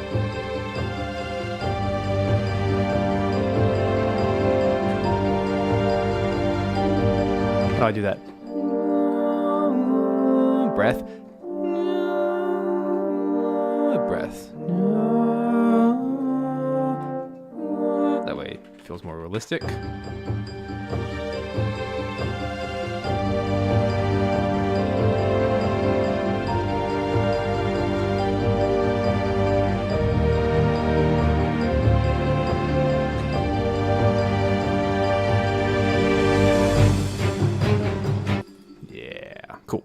So the way I do these is I'm going to quantize everything to 8th notes. And the way I do breaths is I use 8th notes. So breath right there as an 8th note. Let me just double check.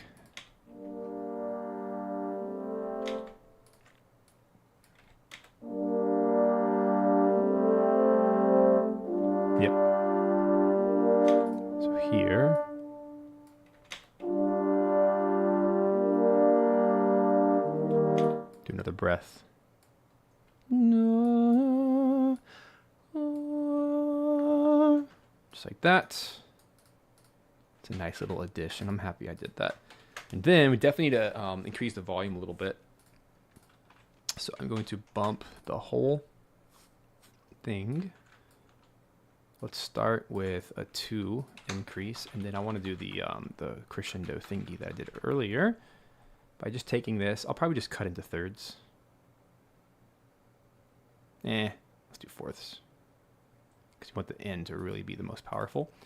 And that's 2. So this is 4, 6, 8.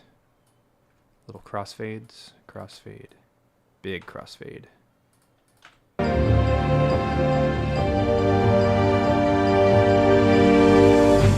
Yeah, it was actually too much, so I'm going to just knock down the whole set by 1.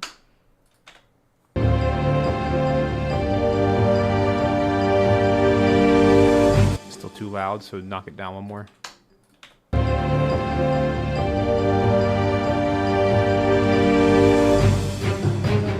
Yeah, do the fade out here. Get it out of the way, all the cool stringy stuff. And let's do a fade in here at the beginning, just a little one.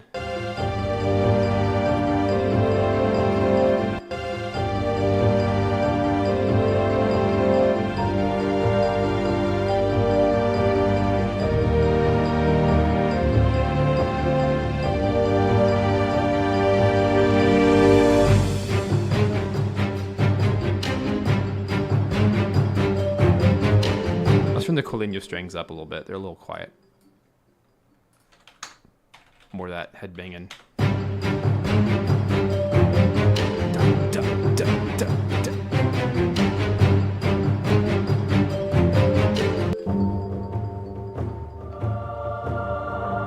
Feels good. The harp pluck helps. Yeah. Let me check my speakers. Let me do the final mix on my speakers, and then I'll export it and we'll move on. Okay? So far, so good. So let me take my headphones off.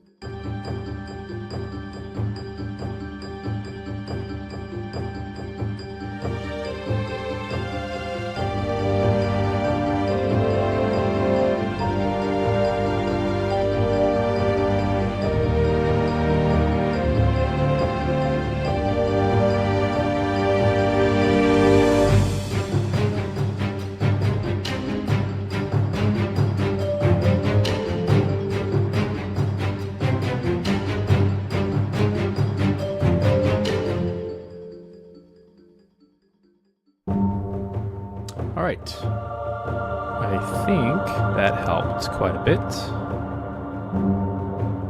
That made it feel a whole lot more balanced to my ears. The only thing missing is compositionally, there's something just missing. There's just a little gap here that needs to be solved.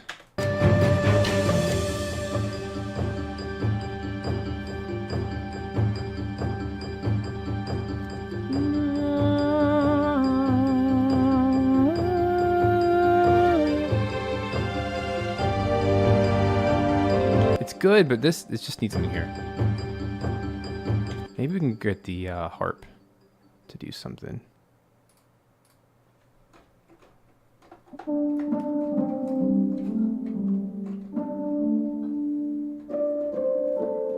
Like that.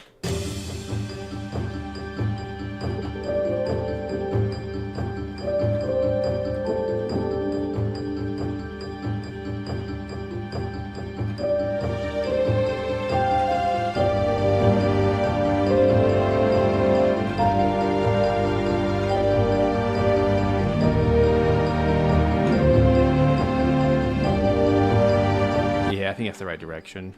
To fill it out a little bit.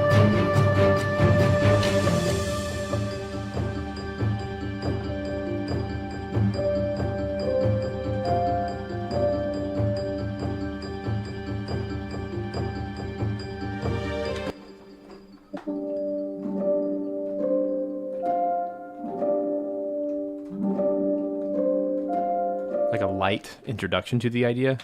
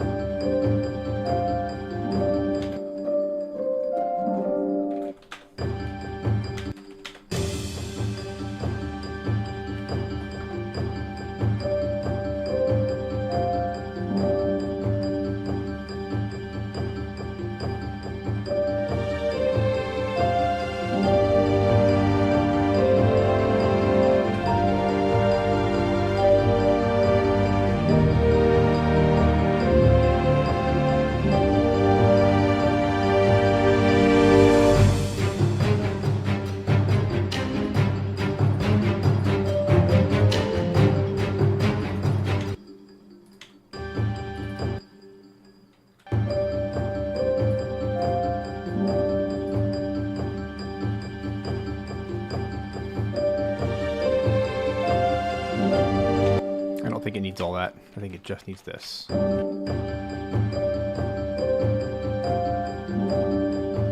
Just kind of carries it over, you know?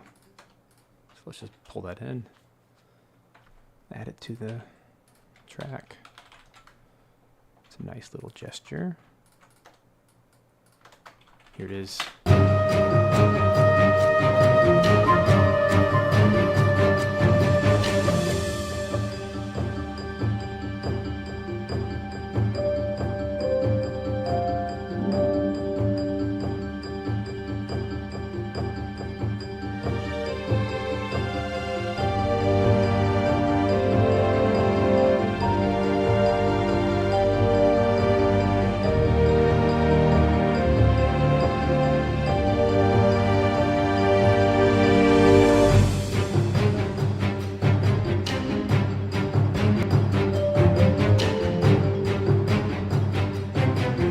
Oh, yeah, just double it with this.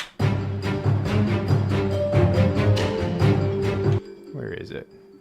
The Celesta needs to double that.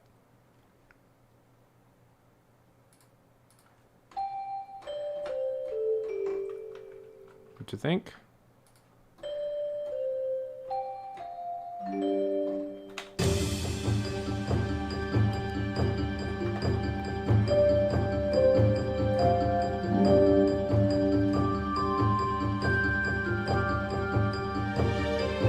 Ah, okay.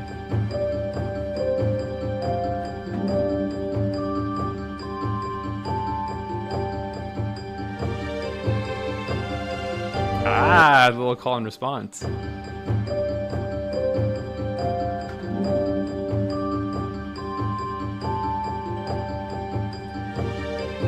Huh. That's cool because that's actually Pilgrim's Rest, which is the main hub area. That little 4 notes. No, no, no, no. Yeah, cool little call and response. Very cool, very cool. So let's do this. Let's just...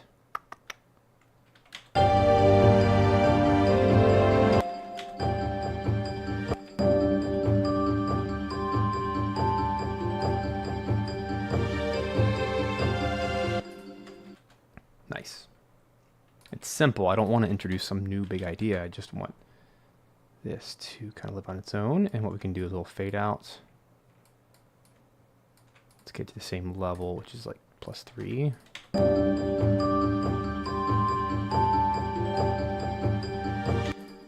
Even that feels loud.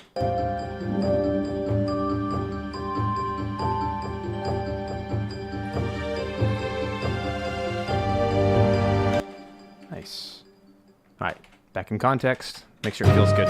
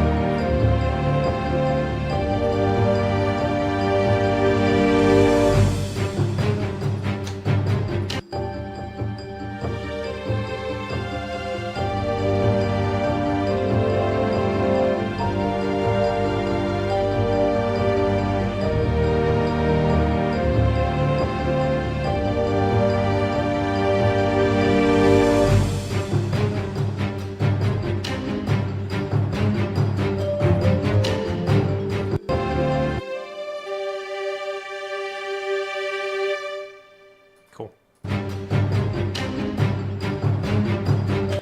All right, so for this one, all I'm going to do is just deliver the whole thing as one loop.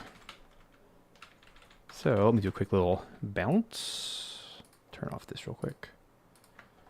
Do a little bounce. Show you what that looks like. Make sure the reverb tail is, yep, right there. 670 is what it should say here at the bottom, and it does. 670. Cool. Let me bounce that. And naming convention wise, like to put the number, the track name, the BPM, so that it auto finds it in middleware, and then what version number this is, and then make it a 48K 24-bit wave file. Even though I wrote it in 96K 32-bit float, it will sound cleaner at that. And there we go. Let's give it a minute. So let's go and do this. Take a little coffee break. Be right back. And we'll hear it as a loop.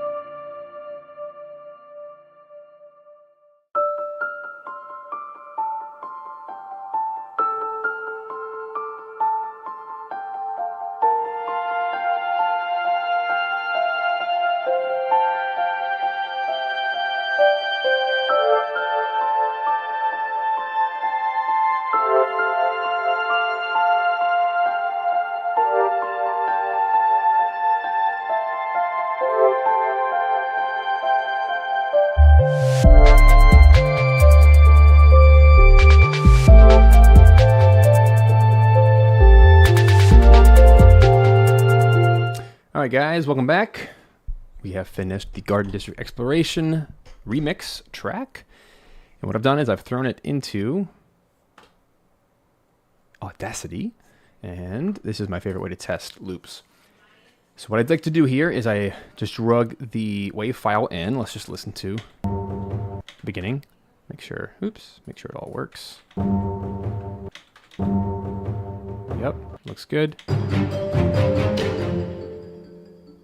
Got a reverb tail. And because Audacity auto detects the BPM based on the title, it already put 70 BPM for 4 time signature, snap to quarter note, which is awesome because then I can just take this, copy paste it, drag it over, and then I can just go over here and make sure if this is bar 35. Oh yeah, we can't do that, can we? We have to do eighth notes. We have to do 8/8 because it goes to 7/8 at some points. There it goes.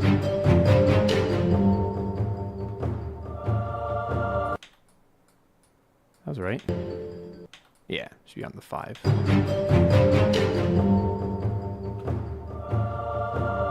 Cool. And then copy it again. This is what they're gonna do in middleware.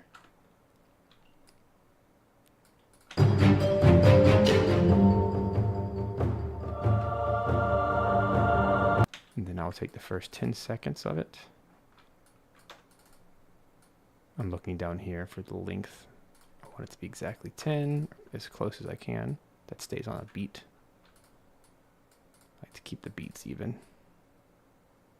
All right. Perfect. And then take that.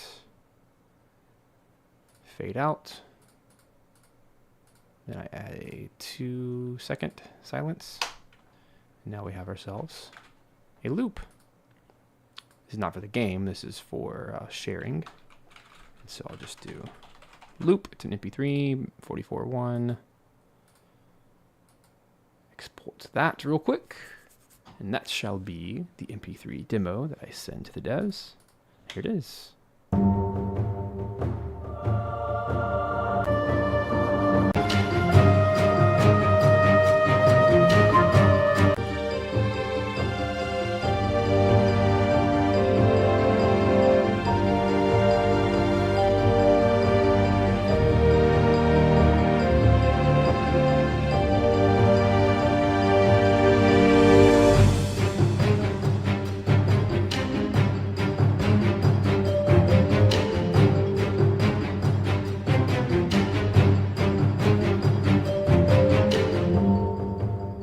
There it is.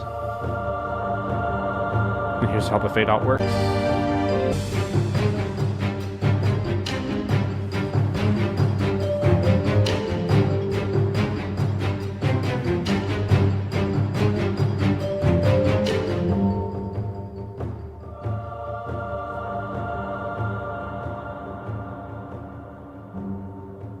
Perfect.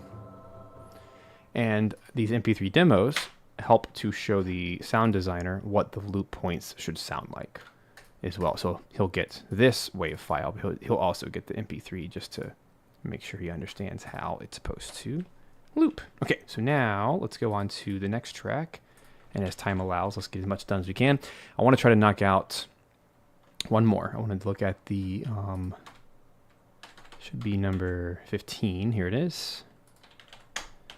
And this is going to be the combat that happens in that new area. And I want to make sure that this goes all the way to 765. And let's make sure our time signatures and stuff are correct. Sometimes they shift. Looks like it might be off. Oh yeah, you can't hear that yet. Hold up. Turn on my little plug-in here.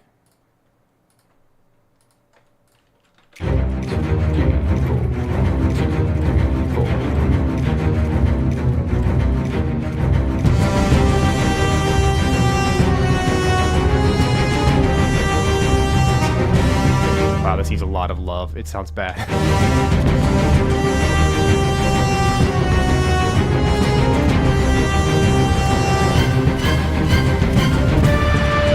I've just come such a long way.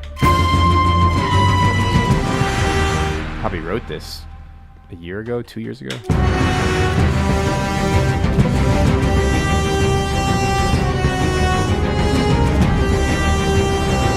It's so bass heavy because I had no idea.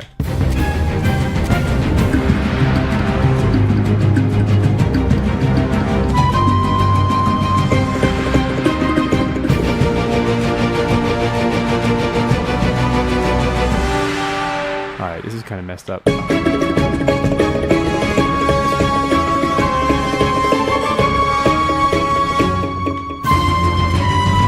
Gotta save my time signatures real quick. So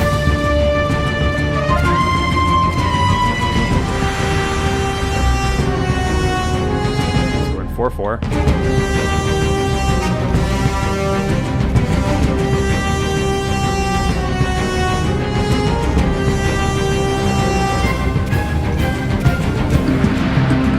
There it is. That's the 6. It's also an old session which had different instruments and stuff, so part of it's just that.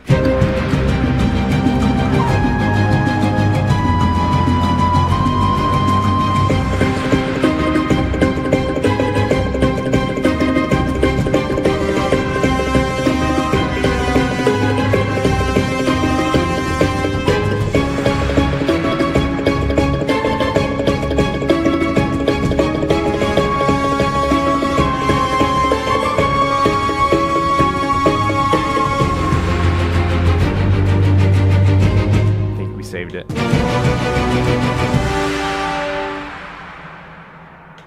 Cool. So this will be the reverb tail now. Excellent. Now I know what to do. So let's do a quick scrub through this section. And yeah, 128th BPM. This will be version 7. Let's go ahead and, for simplicity, put the couple things. Let's do the 4/4 time signature so we can see it. There's no guessing.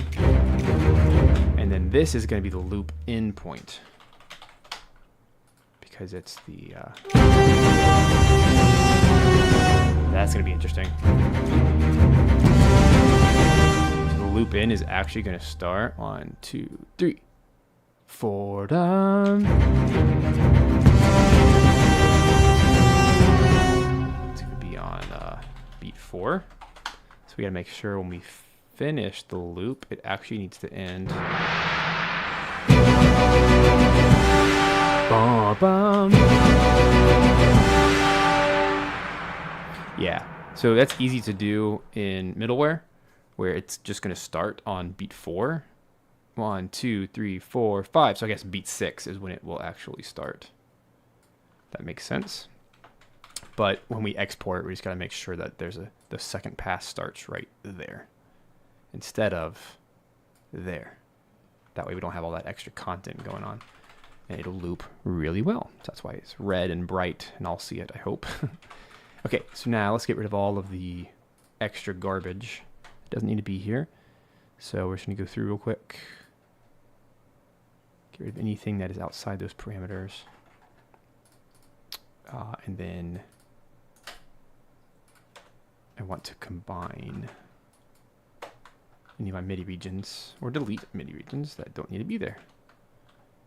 Okay, so far so good. Just keeping it clean. I'm shocked I didn't use timpani in this one. This is the thing that needs the most taming. This sound is just crazy right now. Okay, circle bells, get rid of all that. Nice little string line. Tons of strings. It's kind of my go-to. Got some string effects. Got short strings, which is effectively the whole ensemble, but it's mostly low strings. Got lots of brass in this one. Rightfully so. It's a big combat track. And then I got some big trumpet line, wind ensemble, contrabassoon. That's pretty cool. Forgot that was in there. Okay, got a piccolo line. That's nice. To double, okay, we have a wood flute. That's our main melody. Choir. None of the gamelan stuff in this one, but we have our dark bell. Let's go backwards. Let's start. I'm going to mute everything. This will be the fastest way to do this. I'm going to work fast. Hopefully, guys, you can handle this. I really want to get this done in less than an hour. Think you can handle it? And by the way, Chris, the reason I use Audacity is you got to realize that using an audio interface, my audio interface is set to 96K 32-bit float. And so when I run my session, and you saw how long it took to load. It took 5 minutes just to load the session. And that's with a blazing fast computer. There's no faster way to do it. Except to leave it open all the time. Anyway, that session is set to 96K 32-bit float, so I can't test any other sample rates on it. But by having Audacity, just as a separate app, open it up real quick, first of all, I don't have to save the session, so it doesn't leave any trail. It leaves temporary data, but then when you close the session, it deletes it. I can click and drag my loop files in there to test it. So I can set Audacity to 48K 24-bit, which is what my WAV files are downsampled to. Throw it in there, and then I can convert it to an MP3 really fast. I could do that inside New Window or Cubase, but I'd have to open up another session. And anytime you open up another session of a different sample rate type, it starts screwing things up, and it like warps all your audio to be half as fast or twice as fast, or the pitch changes, and then you have to reopen the session, or it just creates problems. So that's my quick solution for doing that. But yeah, you could in a separate session, you could do that, or in the same session, but then you're converting files back and forth between sample rates, and it just kind of defeats the whole purpose. So anyway, that's my reason. Okay, here we go. Again, I'm gonna move fast. Hope you guys can handle that. Here we go. Dark Bell. Everything's mostly a good mix anyway. Nice. So brooding. Yeah, that one's already ready to go.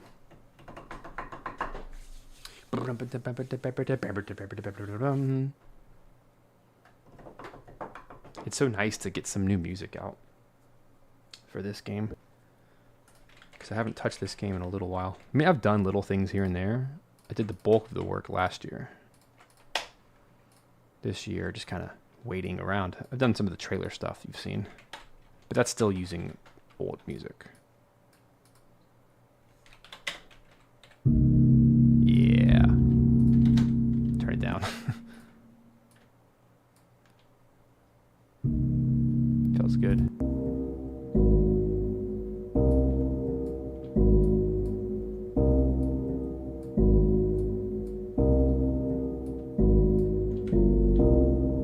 That's too loud. Okay. Next up, I'm gonna go top down this time. Keep it fast. Okay, choir should be good to go. Let's find out.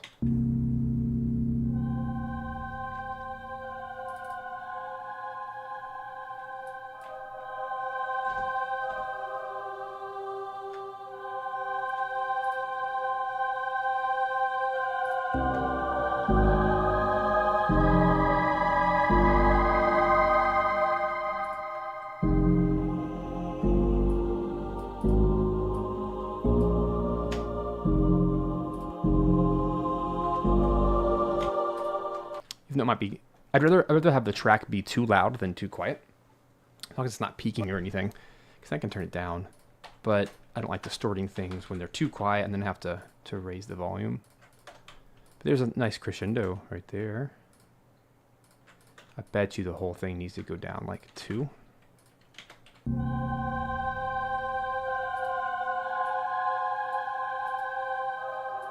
This is just doubling all of the horn stuff.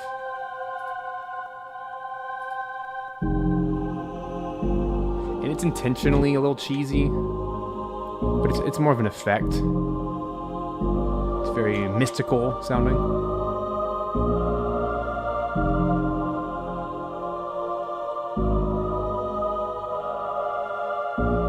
This is all the background information. All right, let's go ahead and get this melody out of the way.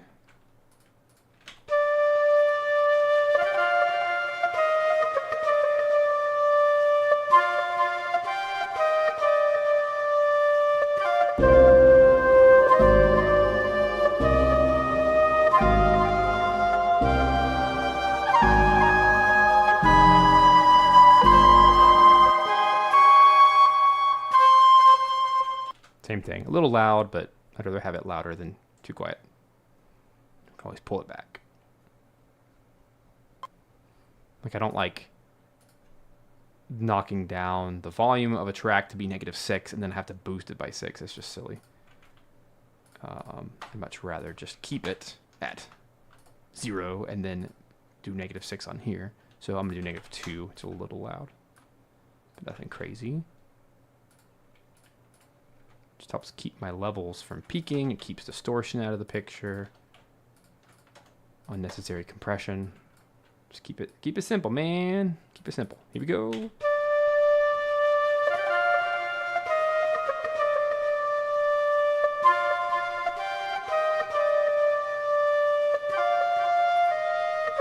Got a little piccolo line here. So simple. That's it. Piccolo, go home.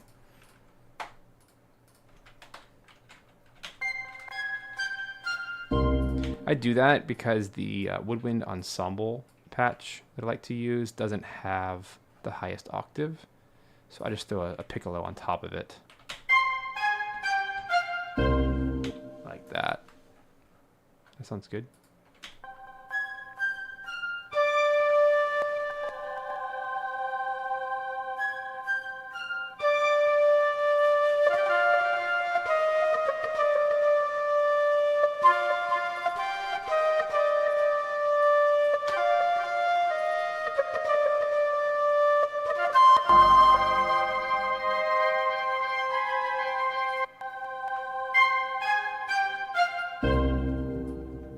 Switch to make sure that they're all short.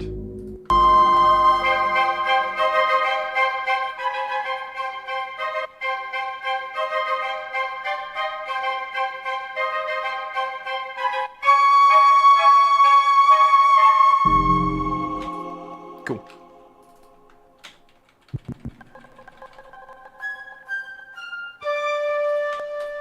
All right, that one's ready. Let's keep this party rolling. Yeah, we're going to make it. We're going to make it just fine. Slow tracks are the ones that take forever, actually, because they're totally exposed. And every little microsecond matters. Fast stuff is usually just a bunch of staccato notes.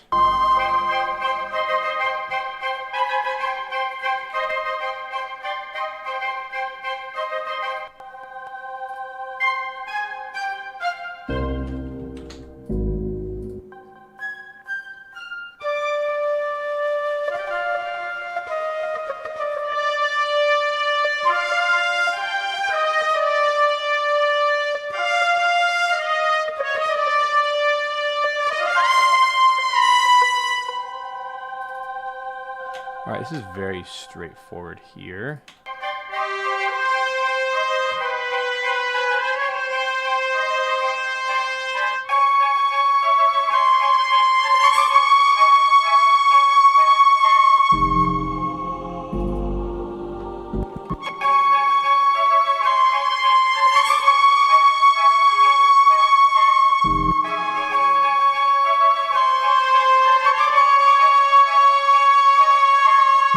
Don't like trumpet playing that high.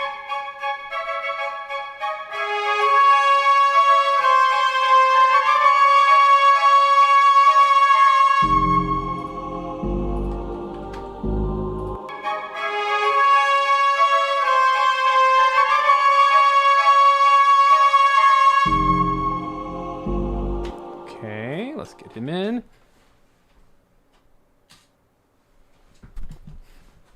There he goes.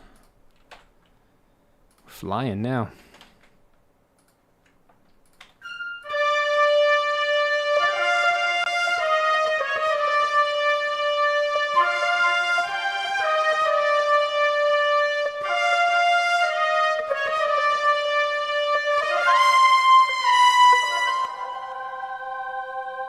I may not like this in the delay.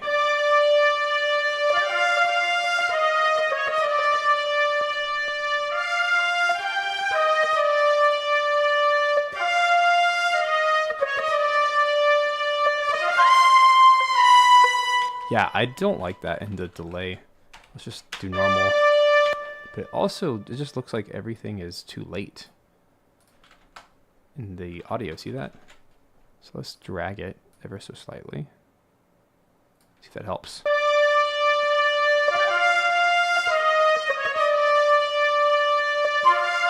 Nah.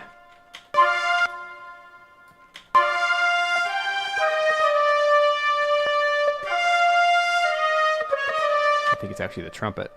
So let's take Mr. Trumpet, wherever he went off to. Where are you, mister? So many trucks. All right.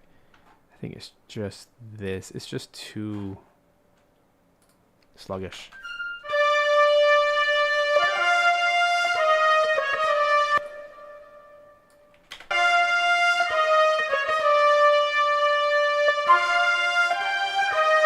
There it is.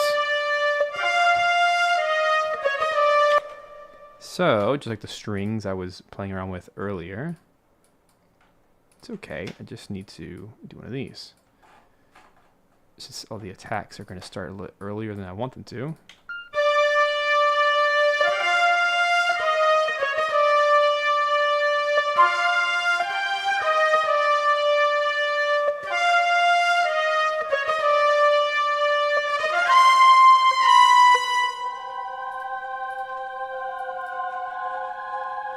Here it is again, down here.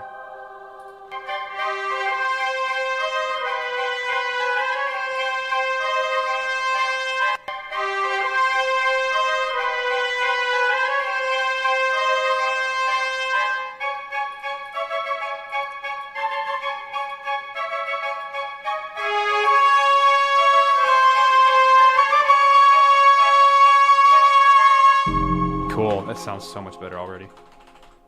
Just getting those lined up. And the wood flute did not sound good with delay on it. In this track. Did not like that. Alright, let's do some horns. There's lots of horns in this track.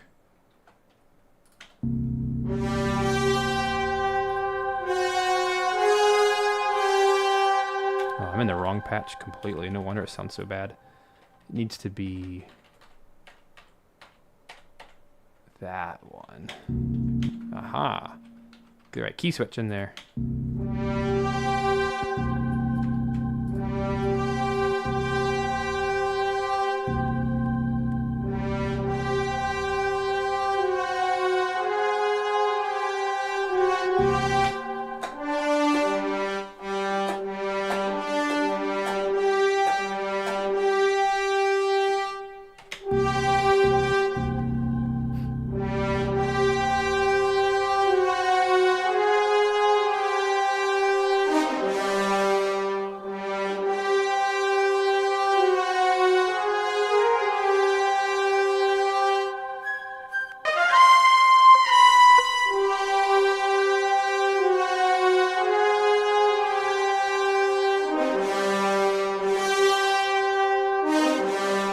Yikes.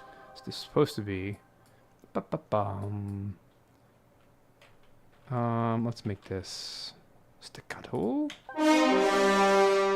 Staccatissimo, probably. Just gotta get these lined up. That's gonna be marcato.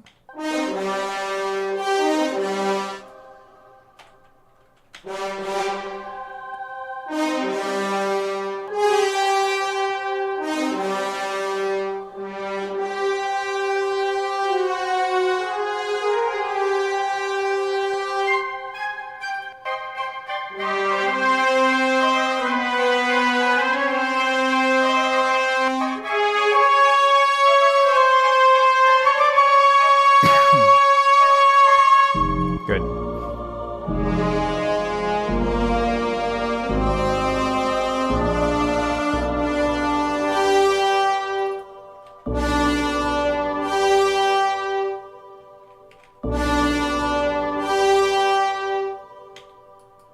Let's do a rip there.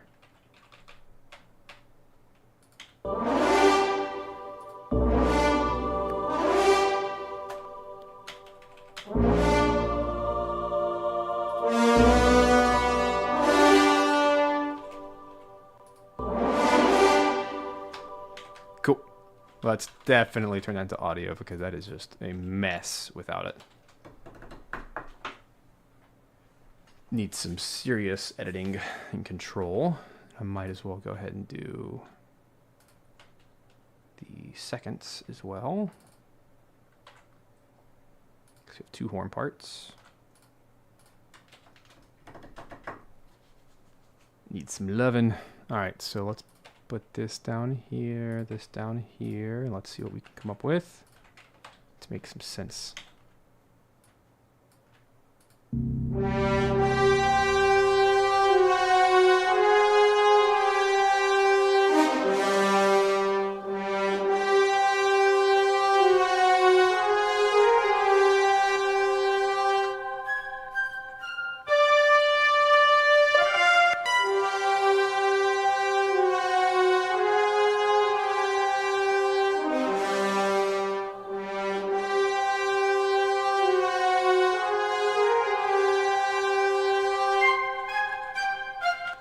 This is literally the same thing. The first one was better, so we'll just do that.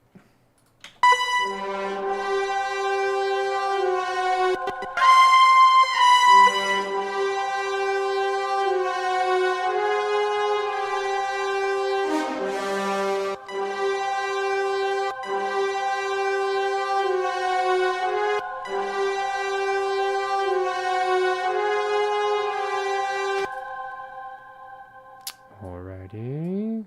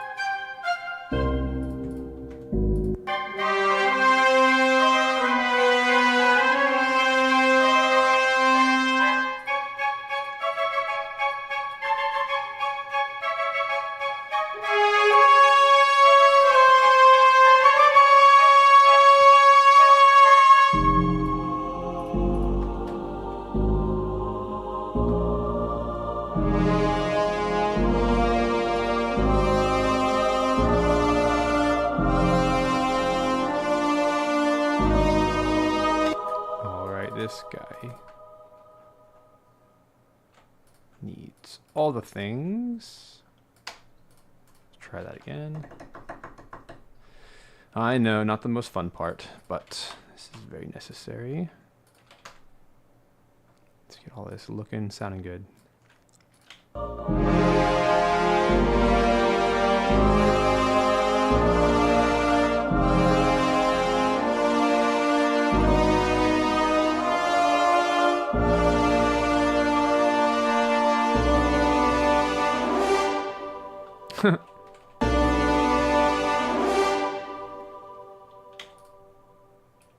Cool.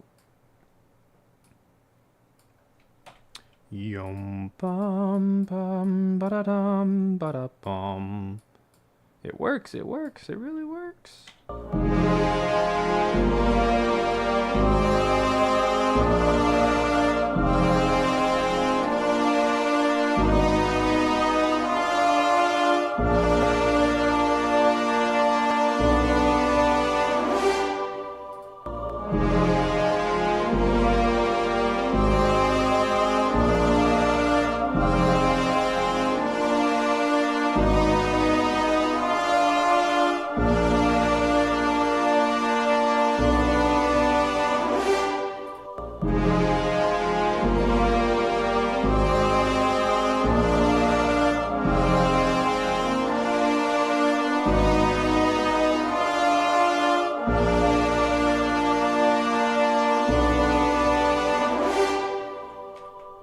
Alright, I think we got him even now.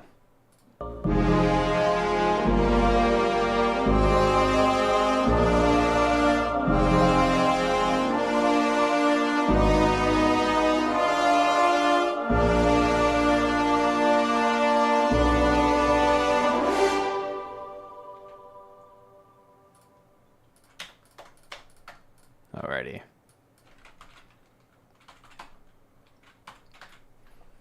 Pretty good, pretty good. So I also want to double all these horns with trombones.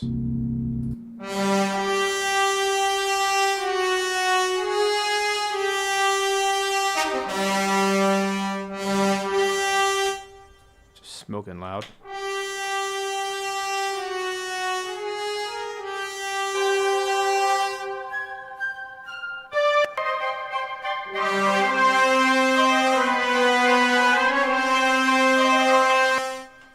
But it's very powerful when they all play in unison like that. I just got to get the levels right. Otherwise, it's just a mess. Which is what we were dealing with earlier, because nothing was balanced. So now that everything's audio, it's going to be nice.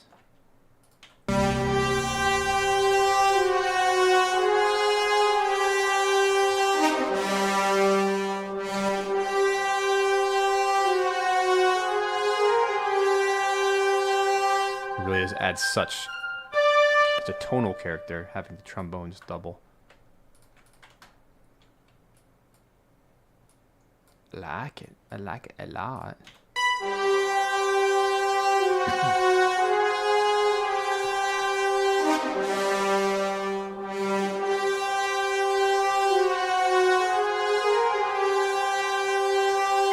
Also a nice left versus right balance, because trombones are in the right, horns are in the left.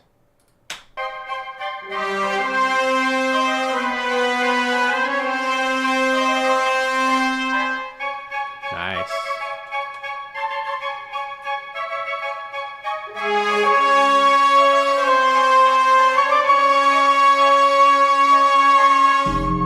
It's also not perfectly quantized, which feels good.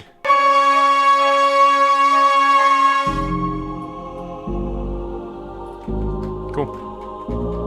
Let's get the low brass in here, which really helps to fill this out.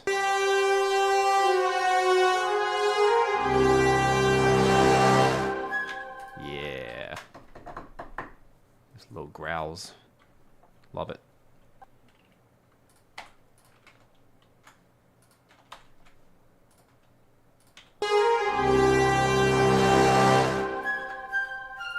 It's a tuba and a chimbasi.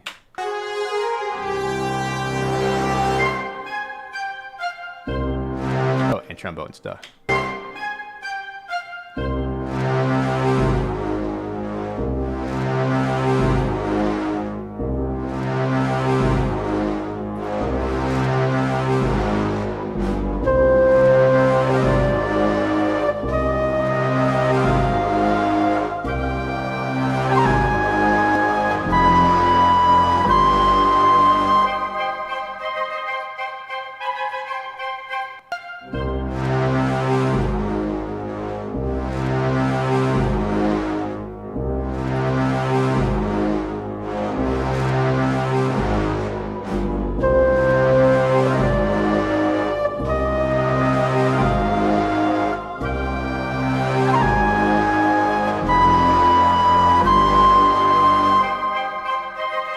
Sounds really weird.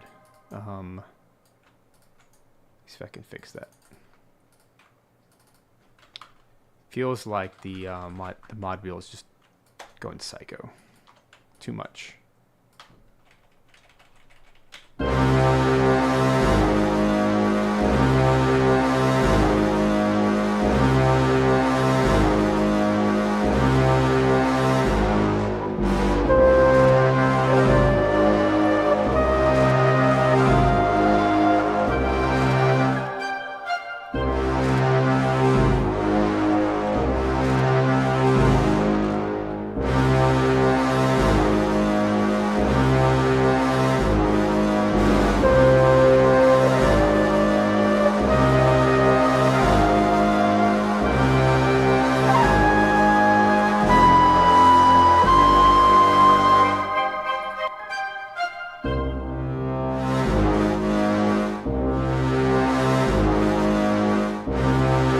I'm gonna ride the mod wheel real quick so we can get this in.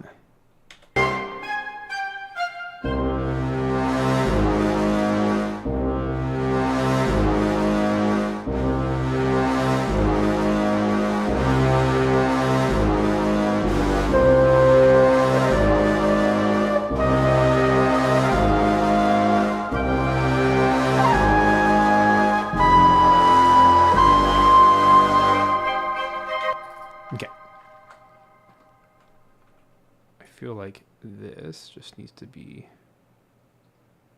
a little less extreme.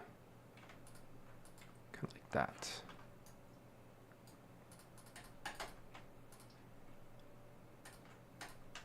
Okay, I can live with that. Feels better.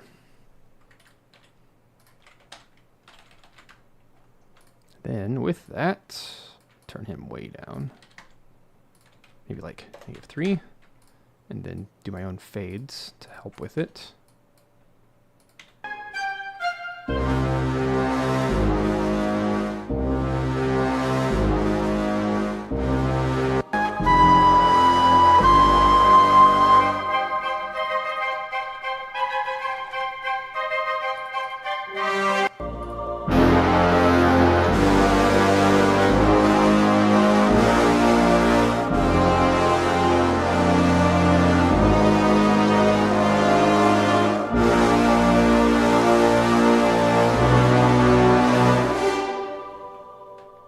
Cool.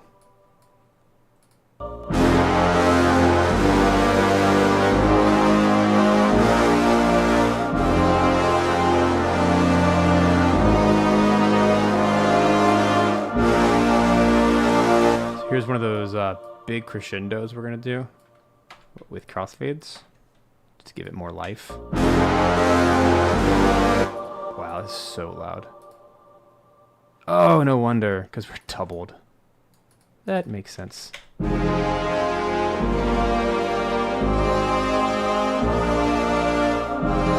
Still, I still want a crescendo. That just doesn't have to be as extreme.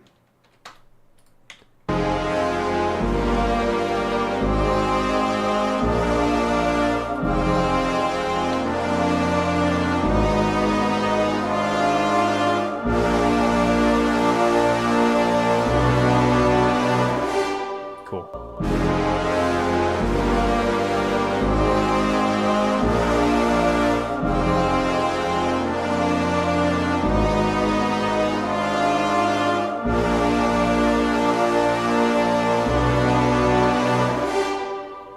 There it is.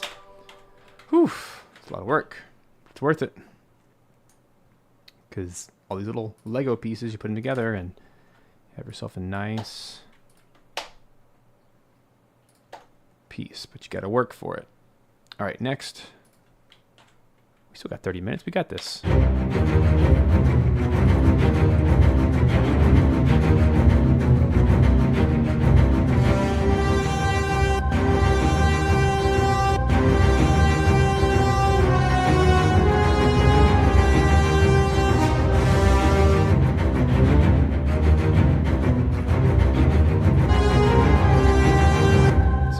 Be a situation where I need to swap it.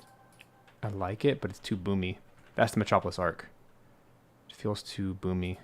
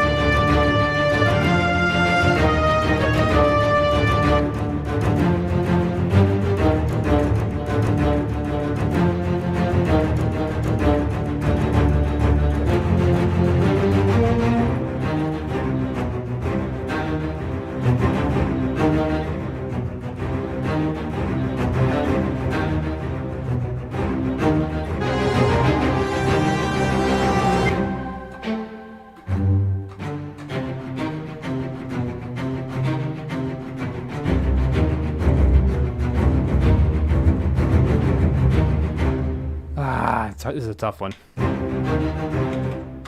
actually really like Metropolis for this one.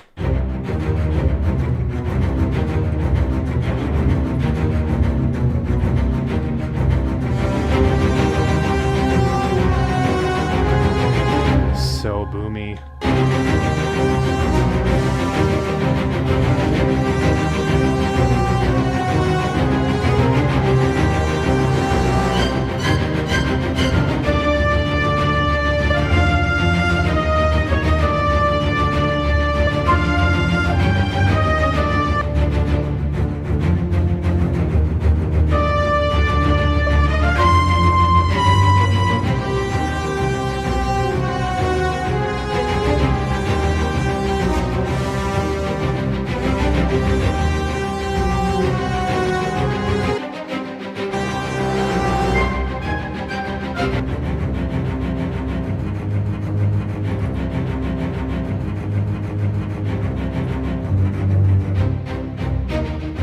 But it has the bite that I want, so I'm just gonna keep using it. Maybe tame it down a little bit. It's all about context, right? It's not the only thing playing, but I need that bite in the beginning because it's the only thing playing, really.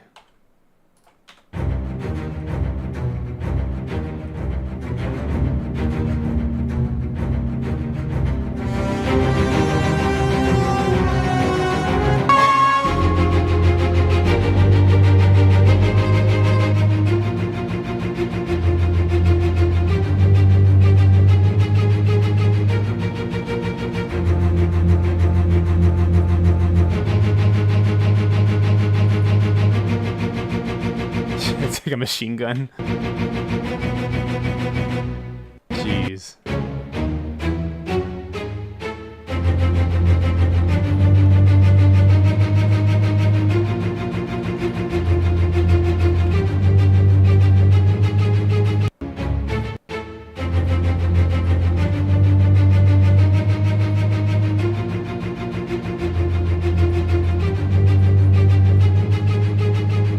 Is what it is, right? I mean, that's what the sound is. That's what I wanted. Okay, we get the high strings. Really, the goal is to putting these two sounds together should have the right effect. No one cares that it's high versus low strings. We just got to make sure that together they have the right tone and they're not too muddy, whatever.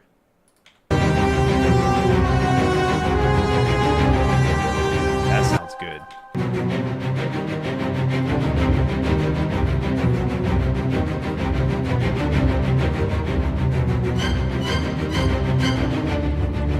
Little Sephiroth moment.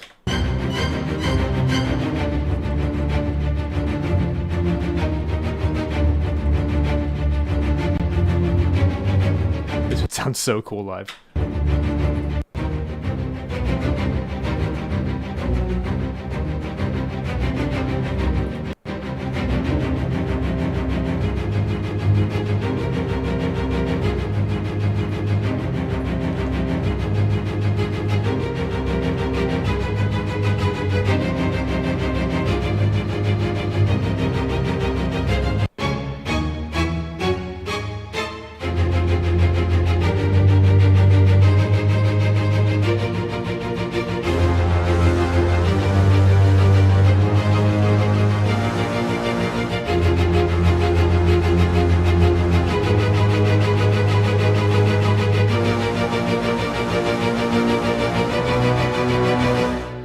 This is gonna work. This is great.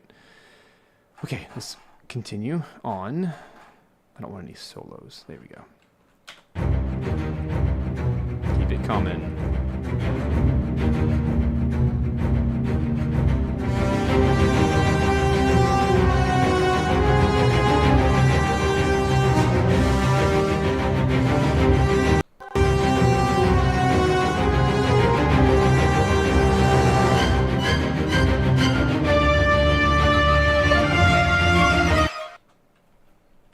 String effects.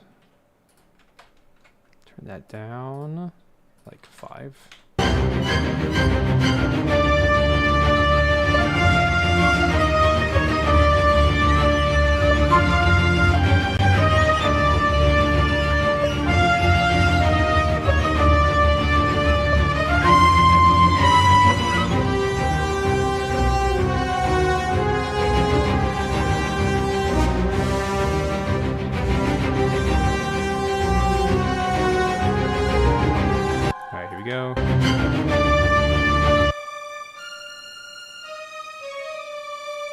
It's an easy line to correct. Once I get them turned into audio. Let's get those start times better. It'll sound good. And just turn them up. It's such a quiet library.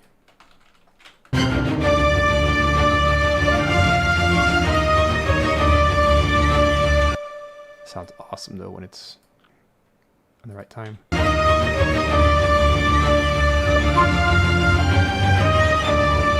And chop off the fat, which is right there. Nice little crescendo, or a fade in rather, like that.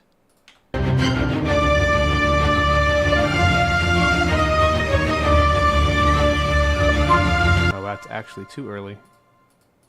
That's rare. So let's back it up just a tiny bit.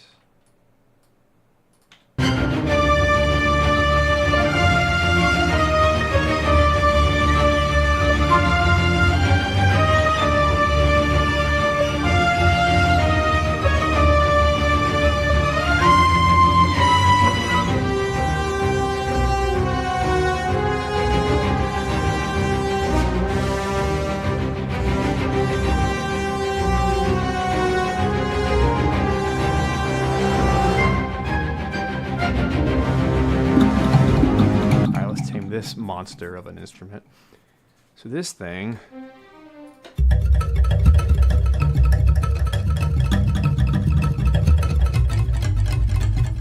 let's solo this.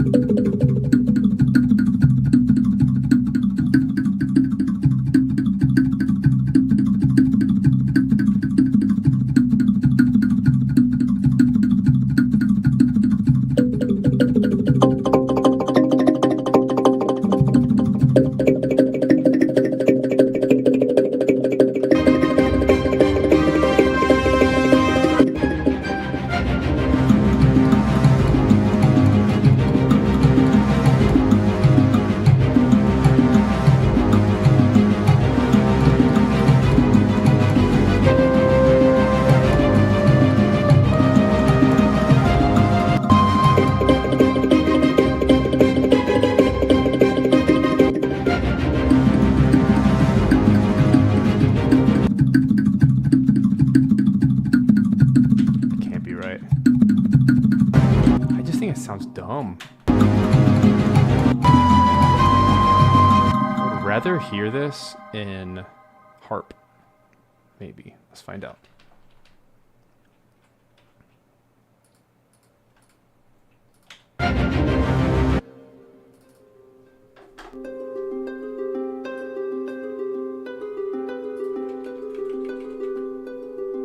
That's cool.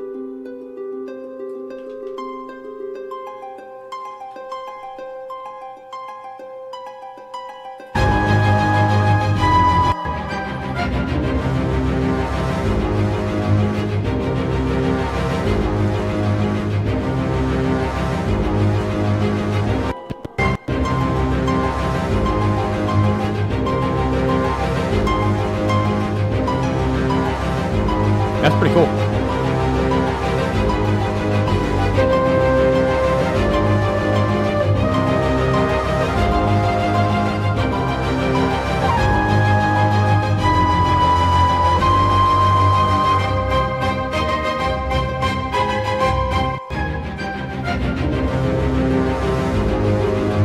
There it is.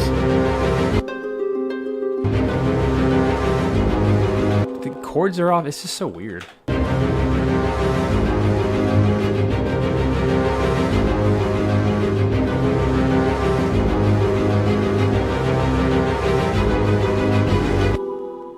Makes sense there.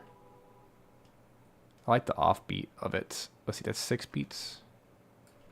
So let's see if we can make this better. It's one of those things that, you know, it was hiding, so I couldn't really tell that it was making all these weird noises. These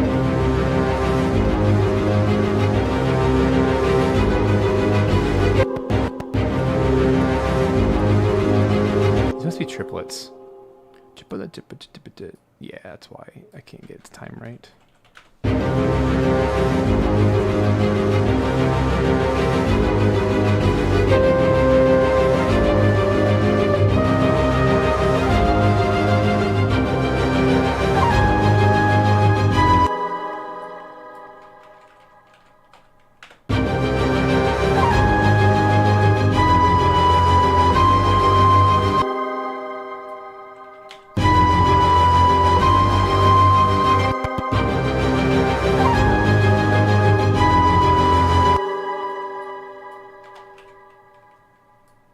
Glad I can finally fix this line.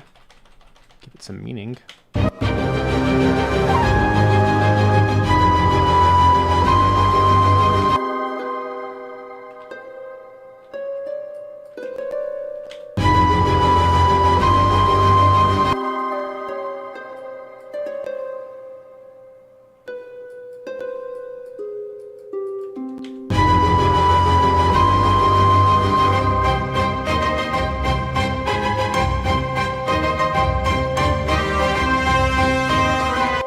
This needs to be a wind ensemble line.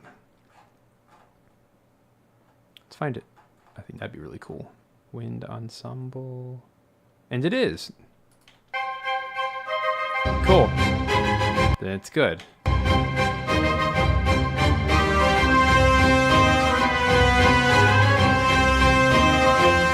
Marimba, maybe.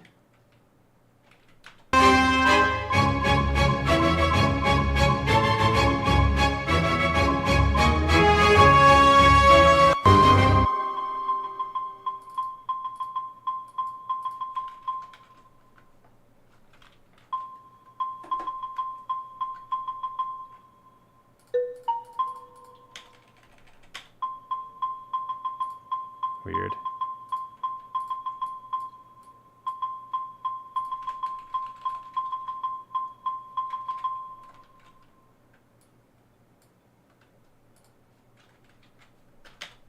Okay, save.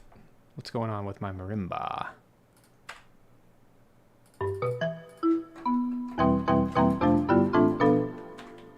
I want you play. Fine, you won't play, then I will copy and paste you to someone who will. There's no quitting in my orchestra. He thinks he can just not play. Come on. Where's your professionalism, sir? There it is.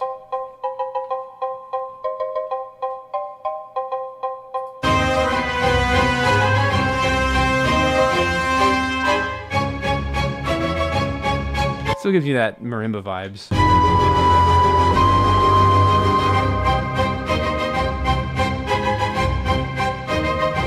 Yeah.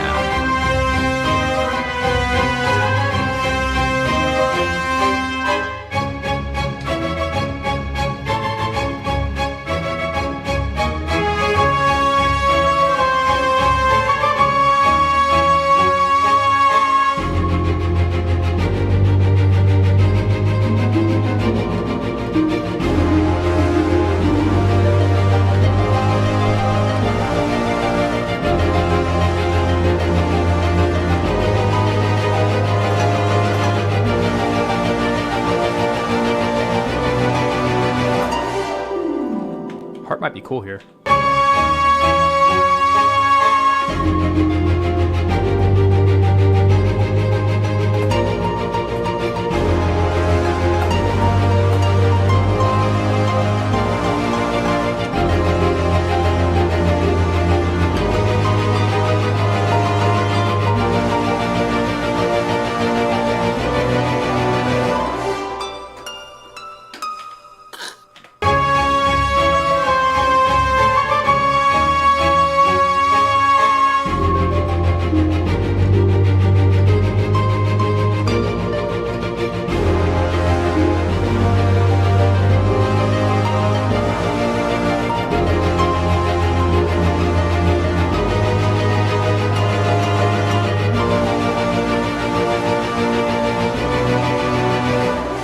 Really unnecessary, but anyway. I like the harp there. So now that we've added that, let's print it. So we can crank it up a little bit. I like that. Cool little ad.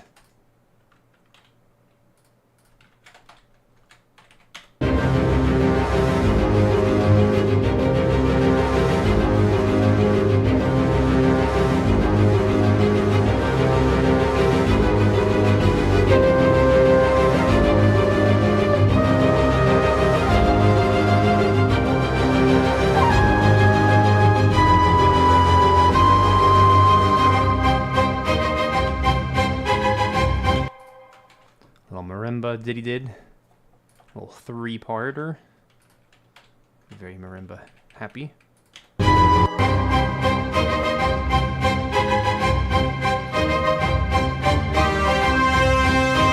Alright, moving on. Let's get all of our symbols in. There's quite a few.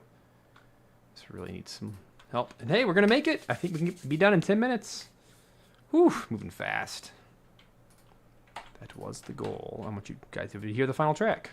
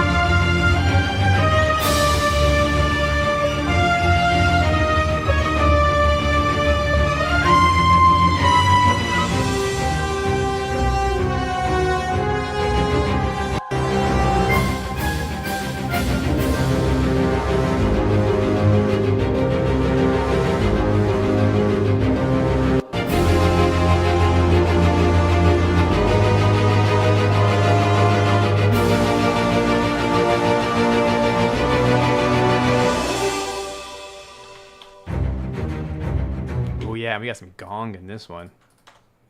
Gongs are awesome. Let's make this probably -6, because they're loud.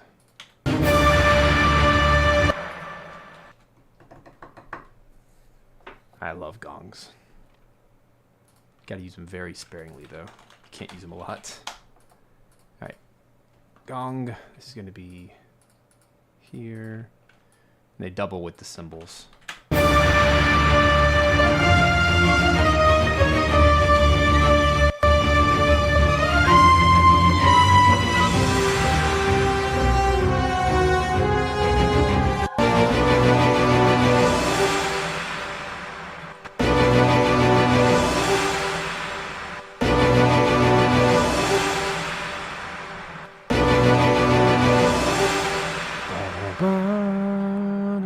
So if you want to hear this, I do.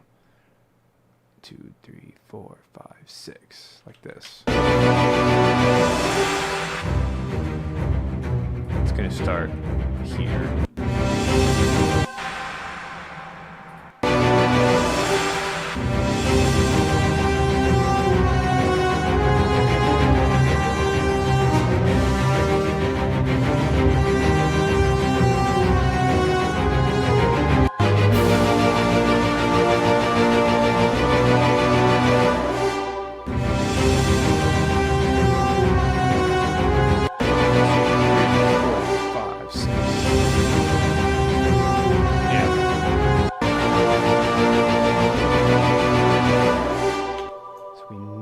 Symbol. So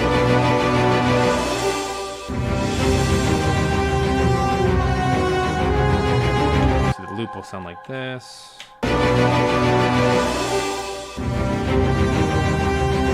That's a tough one. That's a really tough one. Starting on an upbeat like that. So we'll have to play with that a little bit.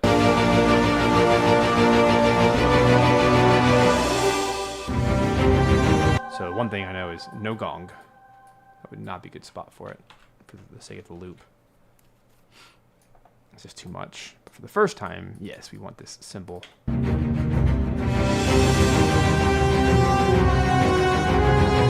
Alright, let's get some orc chimes in here. These help a lot with the power of the transitions. Bum, bum, bum, bum.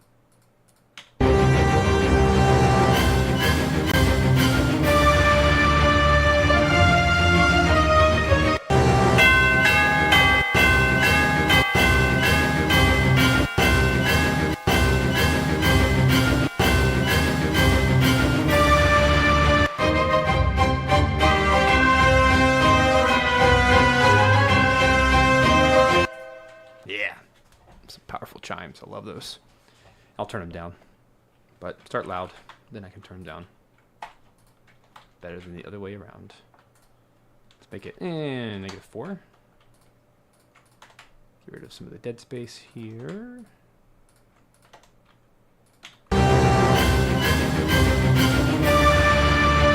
Let's make it 3 instead of 4. Hey, thanks so much, Jordan. I've been really inspired on all the tracks I've written for this game. Like, there's not a single one that I'm like, no. They all feel like they match the visuals. Which is not always the case. I've done a lot of projects where I wasn't as inspired.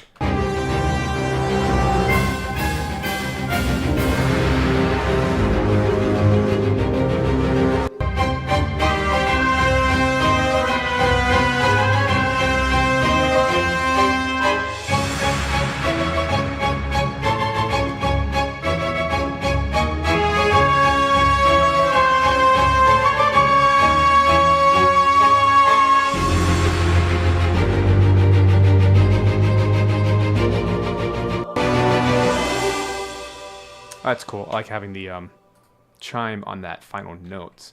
It actually works better to have the rip in the horns. It's like a short note instead of a long note. Okay, and we still haven't even added percussion. Isn't that crazy? How much energy it already has. And this is something I want to harp on for a second. Not that I have time to harp on anything, but if you're writing orchestral music with energy, your percussion cannot be the only source of energy. The track should work without percussion. So the strings are chugging along, the woodwinds are chugging along, the harp, whatever. There's already so much energy. I haven't even added percussion yet. That's crazy. And that means it's a good arrangement. So now let's add that in, and now it's going to really start to have some energy.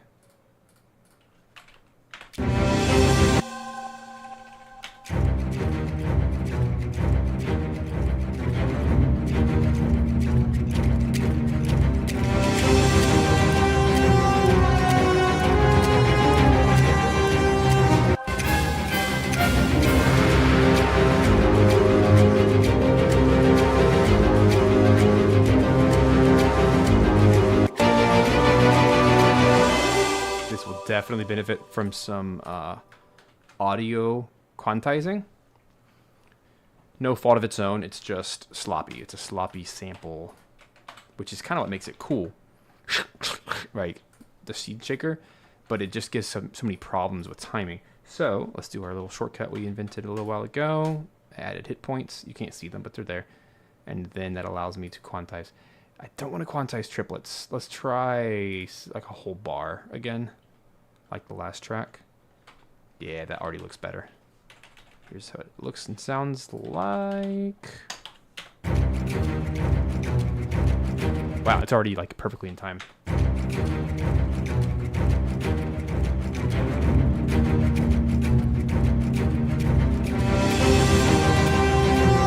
It's almost too early. Ha! So let me take the quantize off for a sec.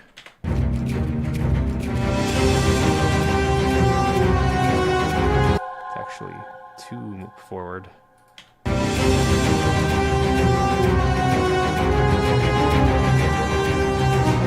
That feels good.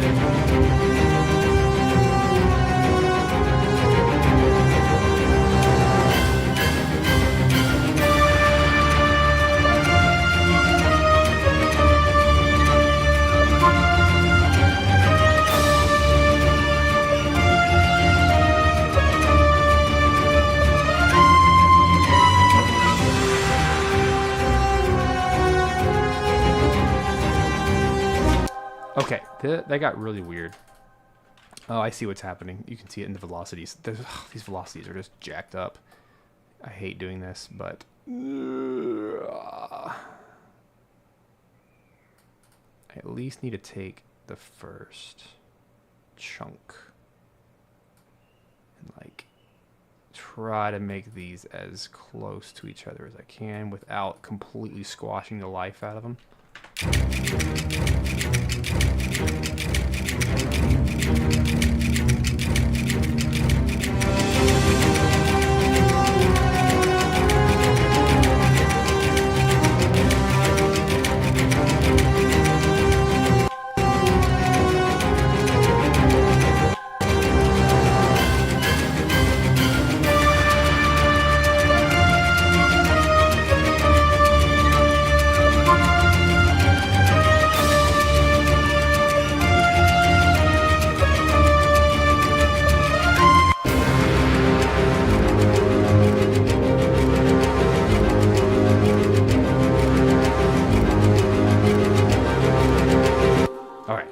Round 2.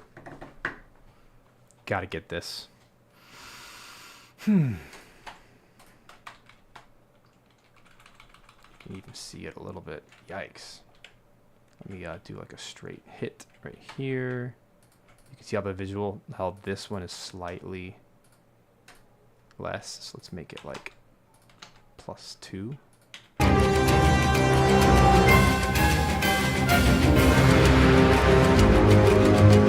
There it is. Yeah, there it is. So now take everything, drop it like 3, and then let's do our hit points and quantizing. Actually, let's not quantize yet.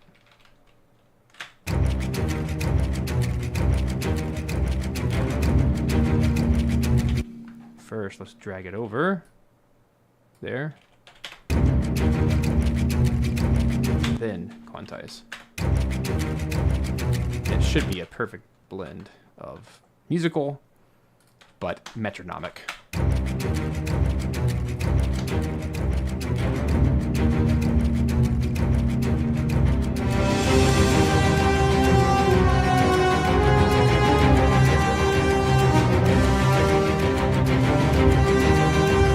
Now for the fun part. Got two very important drums here. First one is the Tom Hulkenberg perk, which is all a bunch of surdos and toms, which is so cool.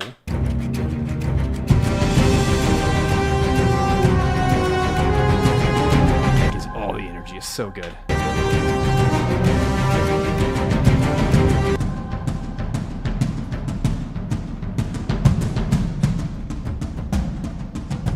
I played all those in so they're not, you know, copy paste.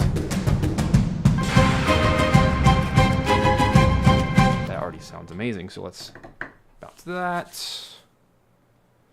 Thanks so much, Jordan and Chris.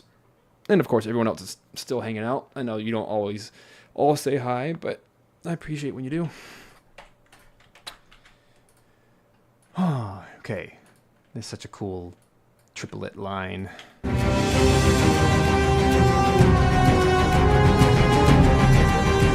I love how like the big rumbles of the this pad that we did at the very beginning. This dark era thing. It just gives this nice rumble in the background to these drums.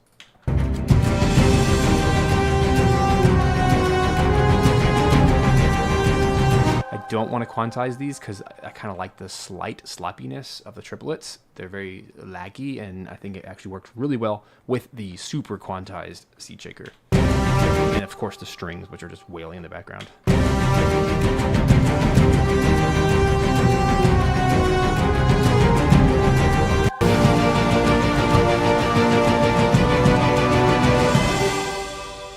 Those horns are going to bother me though, because they are not in time.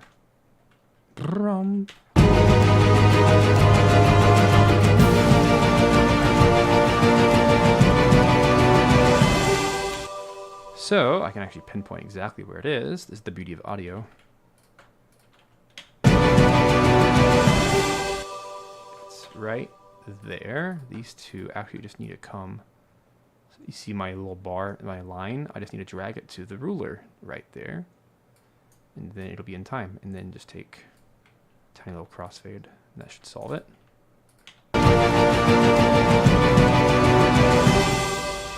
It lines up perfectly with the chime.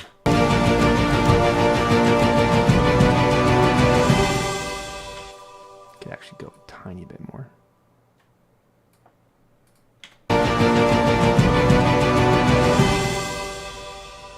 Nice. And that way, yeah, that's going to work really well. Okay, final piece to the whole puzzle. Our giant jigsaw puzzle here today is the skin drum. It's a nice bass accentuating accent to the Tom Hulkenberg perk. So the surdo is a cool sound because it gives that big, really good mids. This is great for mids, but not too great for the low end. So a skin drum is like pure low end. So I like to use it on the big accents, like ba ba, on the downbeats.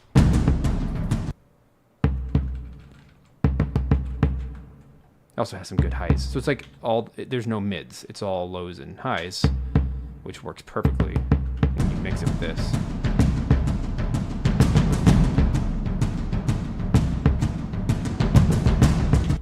Feels really good. Tiny bit of reverb on there. Negative 40 dB, like nothing. But just a little bit.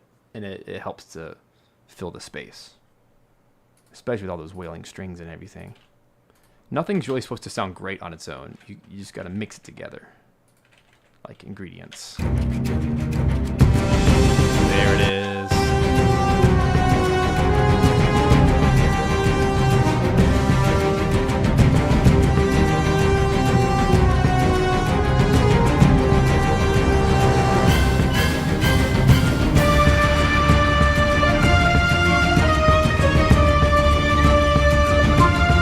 Alright, I'm gonna do a little mixing session with my headphones off, and hopefully we'll finalize this guy. Here we go.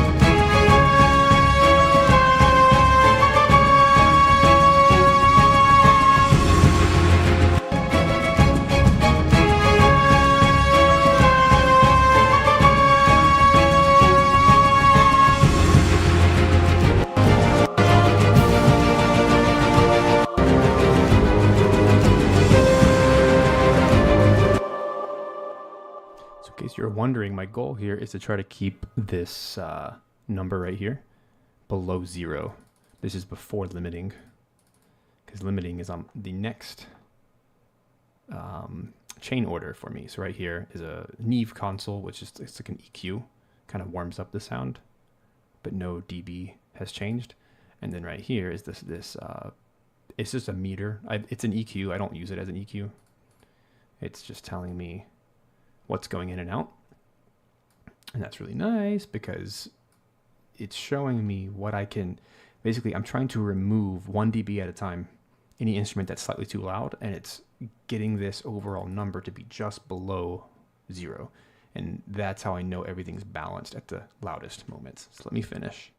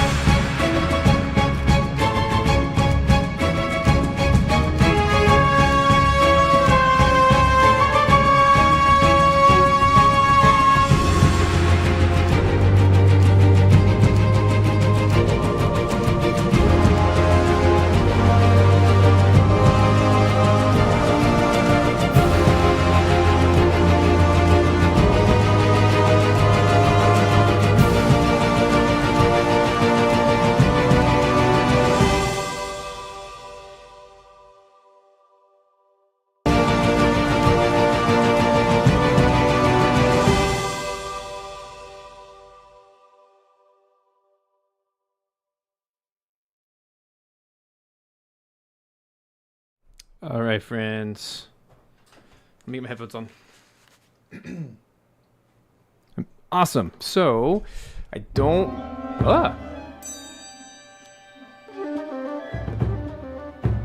Cool. Little bonus. Secret music. You didn't hear this.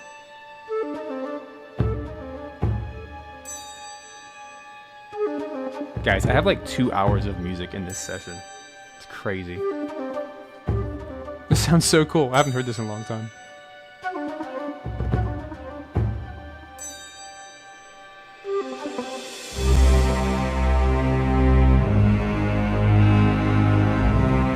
Now I just want to listen to this.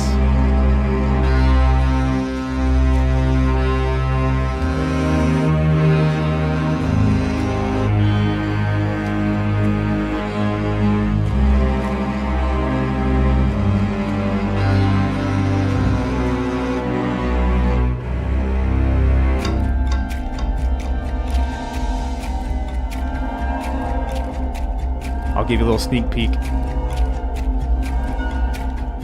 And I'll protect the innocent by doing this.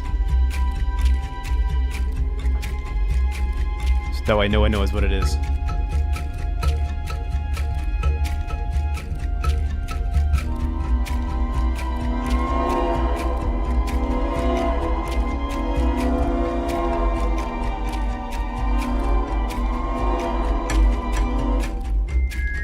There's some pretty cool stuff in here.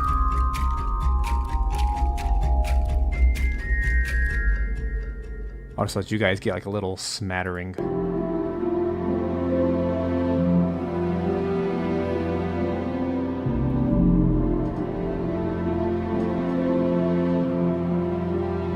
You've already heard this one. This is the rest site.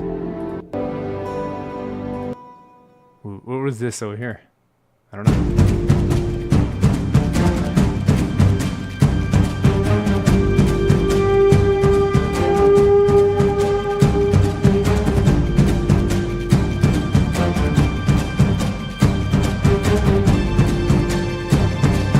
Enjoy.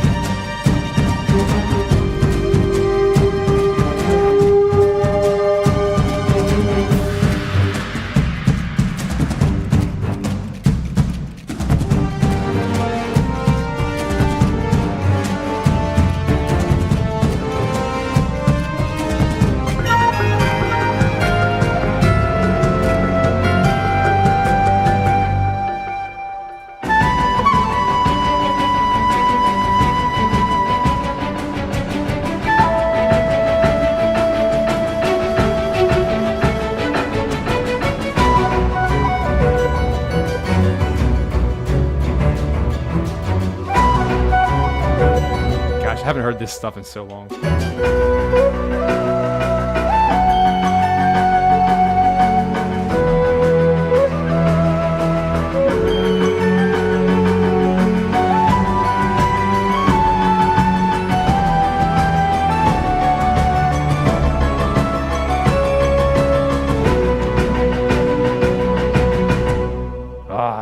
I'm getting very excited now.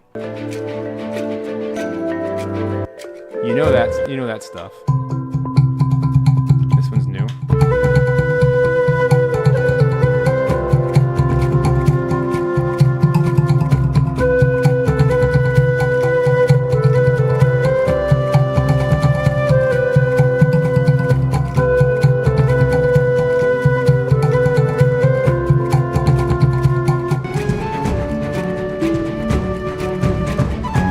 That's the new title screen.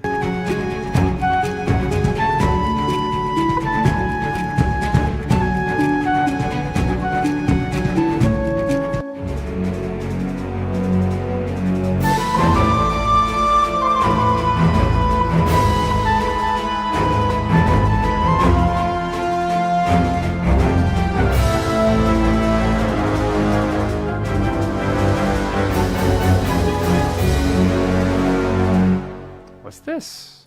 Now we're just playing. Oh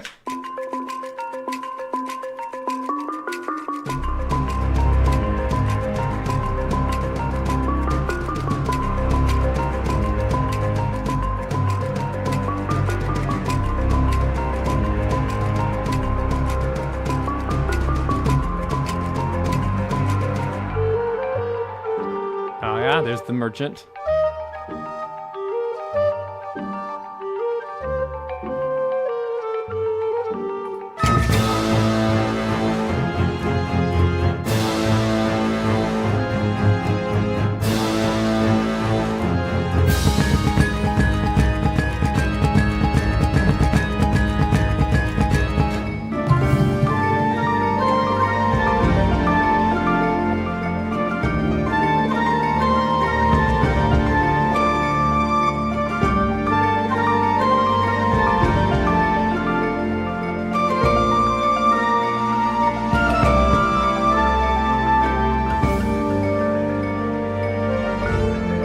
Yeah, definitely the B-side.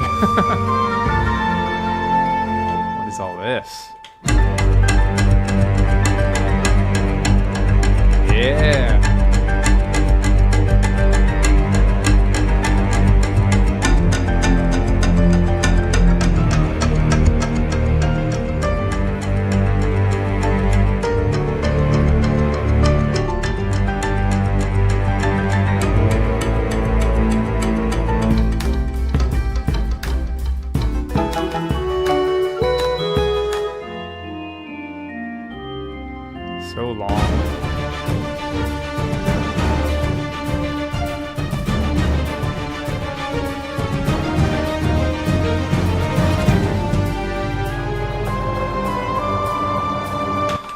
right, enough fooling around, you guys. Enough of that. So yeah, I gotta export this out. I don't want to do it right here with you because I have to be very, very particular about how I export the loop because of that weird offbeat thingy. But hey, we got a ton done today. This is awesome. Knocking out some of the garden district stuff, the exploration and the combats, and then I gotta do a boss battle as well. There's a lot of stuff in here I gotta work on. And early access is coming soon, so I got a lot of work to do. But I'm glad I could let you guys in and just kind of hang out in the studio for a little bit. That's always super fun and buggy, but it is what it is. So thank you guys. Obviously, all the support over the years has been so tremendous. And just one little shout out. First of all, if you have not wish listed the game on Steam, please do. Over 200,000 people have already wish listed it, so please come join the fun.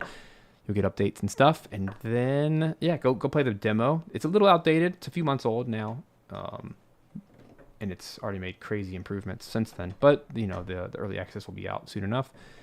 And then if you do not have all the simple instruments, then go check those out as well. There's a link in the description. You can check that out. I'll pull it up one last time. This is the Simple Ethnic Bundle. It's on a flash sale right now with audio plugin deals.